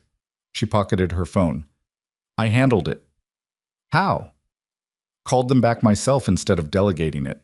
She said this with the slightly self-aware quality of someone reporting an improvement they're still making themselves practice. "Took 12 minutes. Would have taken 3 days of back and forth otherwise." "Good," Ethan said. She looked at him for a moment. The specific look of someone who has something they want to say and is deciding whether the moment is right for it. He recognized the look. He had seen it on her face several times over the past year, usually just before she said something that was more honest than the situation strictly required. "Can I ask you something before the panel starts?" she said. "Yes." "Do you ever think about what would have happened if Leonard hadn't found that file? If the signing had gone through and the money had moved before anyone looked closely at the terms?" It was not an abstract question. He understood what she was actually asking, which was, do you think about how close it came, and does that keep you up at night? And how do you carry the knowledge of how thin the margin was? He took a sip of his coffee and thought about the honest answer. "Yes," he said. "Sometimes." "And?" "And it makes me thorough," he said. "It doesn't make me afraid. There's a difference." He paused. "The fact that it almost went wrong isn't an argument for despair. It's an argument for the authorization structure, and the independent audit, and the monitoring panel, and everything else you've built since. The margin was thin, so you make the margin wider." She looked at him with the particular expression of someone receiving something they needed and recognizing it as such. "My father used to say that," she said, "not in those words. But that thing you do where you just move directly to what the situation requires without spending a lot of time on how bad it is that the situation exists." "I waste a lot of time on how bad things are in private," Ethan said. "I just try not to do it in rooms where there's work to do." She laughed. The real one again. The one he'd learned to listen for because it was different from the others. "I'm going to steal that." "You're welcome to it." They walked toward Conference B, and the morning arranged itself around them. The noise of the office, the coffee, Leonard emerging from the copier room with a stack of reports, the city visible through the windows carrying on its usual business 14 floors below. The monitoring panel's quarterly review took 2 hours and covered the disbursement pipeline, the audit findings, 3 proposed policy refinements, and a structural question about the beneficiary verification process that generated a 20-minute discussion and was resolved, in the end, with a change that Leonard said he'd have drafted within the week. It was not a dramatic meeting. It was not the kind of thing anyone would write about or photograph or describe as a turning point. It was just the work, being done carefully, by people who understood what the work was for. Afterward, Ethan walked back to his truck alone. It was a warm August afternoon, the kind of day that doesn't make a statement about itself, just exists with the easy confidence of something that belongs exactly where it is. The city moved around him in the ordinary way of city afternoons, people with somewhere to go, traffic working through its standard negotiations, the smell of food from a cart on the corner. He reached his truck, unlocked it, and sat for a moment before starting it. The same 30 seconds he always took. The habit of a man who believed that the transition between one thing and the next was worth marking, even briefly, even privately. He thought about a ballroom a year ago, in a gray suit, and 2 guards, and the specific sensation of being walked across a room in front of 600 people and choosing, consciously and without drama, not to make it into something it didn't need to be. He thought about 14 people standing up from a table. He had not asked them to. He had not expected them to. And yet when he'd reached the sidewalk and turned around and they were there, all 14 of them, formal wear in the night rain, waiting, what he'd felt was not surprise exactly, more like the confirmation of something he had believed for a long time but had never needed proof of until that moment, that the account he had been building for 18 years, one honest transaction at a time, one hard conversation at a time, one moment of choosing accuracy over comfort at a time. That account was real. It existed. It had weight and it had history, and when the moment came that it needed to be drawn on, it was there. This was not sentiment. He was not a sentimental man. It was just a fact about how things work, how trust accumulates in the specific material way that interest accumulates, invisibly and incrementally, until one day you need it, and there it is. You cannot buy it when you need it. You cannot build it quickly. You cannot fake it for long enough to matter, because the people it needs to work with are the people who have been watching long enough to know the difference. What Ethan Mercer had known for most of his adult life, but knew more clearly now, was that leadership was not a title or a position or a stage. It was not the person at the podium, and it was not the person with the most authority in the room. It was the person who had told the truth often enough and consistently enough and at sufficient personal cost that when something real was on the line, the people who knew them understood without being told what that person was going to do. That was all it was. And it was, in his experience, the rarest thing in any room. He started the truck. He had to pick Maya up from soccer practice at 4:30. The knee was fully recovered and she was back on the field, which had restored to her a specific quality of focused energy that made everything around her feel slightly more alive. He had said he would bring food.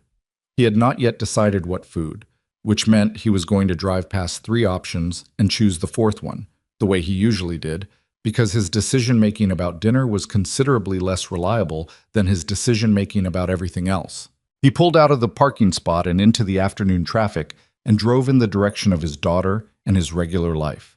The kitchen table, the granola bar in the jacket pocket, the hardware store list that was now 8 months overdue, the neighbor who showed people photo albums, the fruit bowl with no fruit in it, all of it imperfect and specific and entirely his. The city moved past his windows. He did not look back at the building on Callaway Street. He did not need to.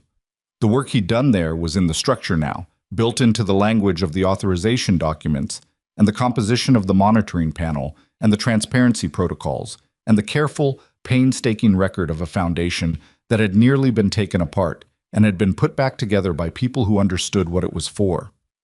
14 floors up, in a conference room with windows looking out at the city rather than the financial district, Leonard Foss was drafting a policy amendment. Claire Ashford was reading the disbursement pipeline. Patricia Osei was on the phone with a donor. The junior staff members were arguing productively over a verification question that mattered more than it looked. The bridge was there. People were crossing it. That was the whole thing. It had always been the whole thing. Not the ceremony, not the chandeliers, not the signing at the VIP table in front of the press pool. The bridge, and the people crossing it, and the quiet, persistent work of making sure it held. Ethan Mercer drove his old truck through the August afternoon, toward his daughter and his dinner and his ordinary life. And somewhere behind him, a furniture manufacturer in Tennessee was running a second shift for the first time in 3 years, and 61 people in Ohio had come to work again this morning without knowing why they still could. And the work continued the way real work always continues, without fanfare, without recognition, without anyone standing on a stage to announce it. Just the thing being done by the people who showed up to do it. That was enough. It had always been enough.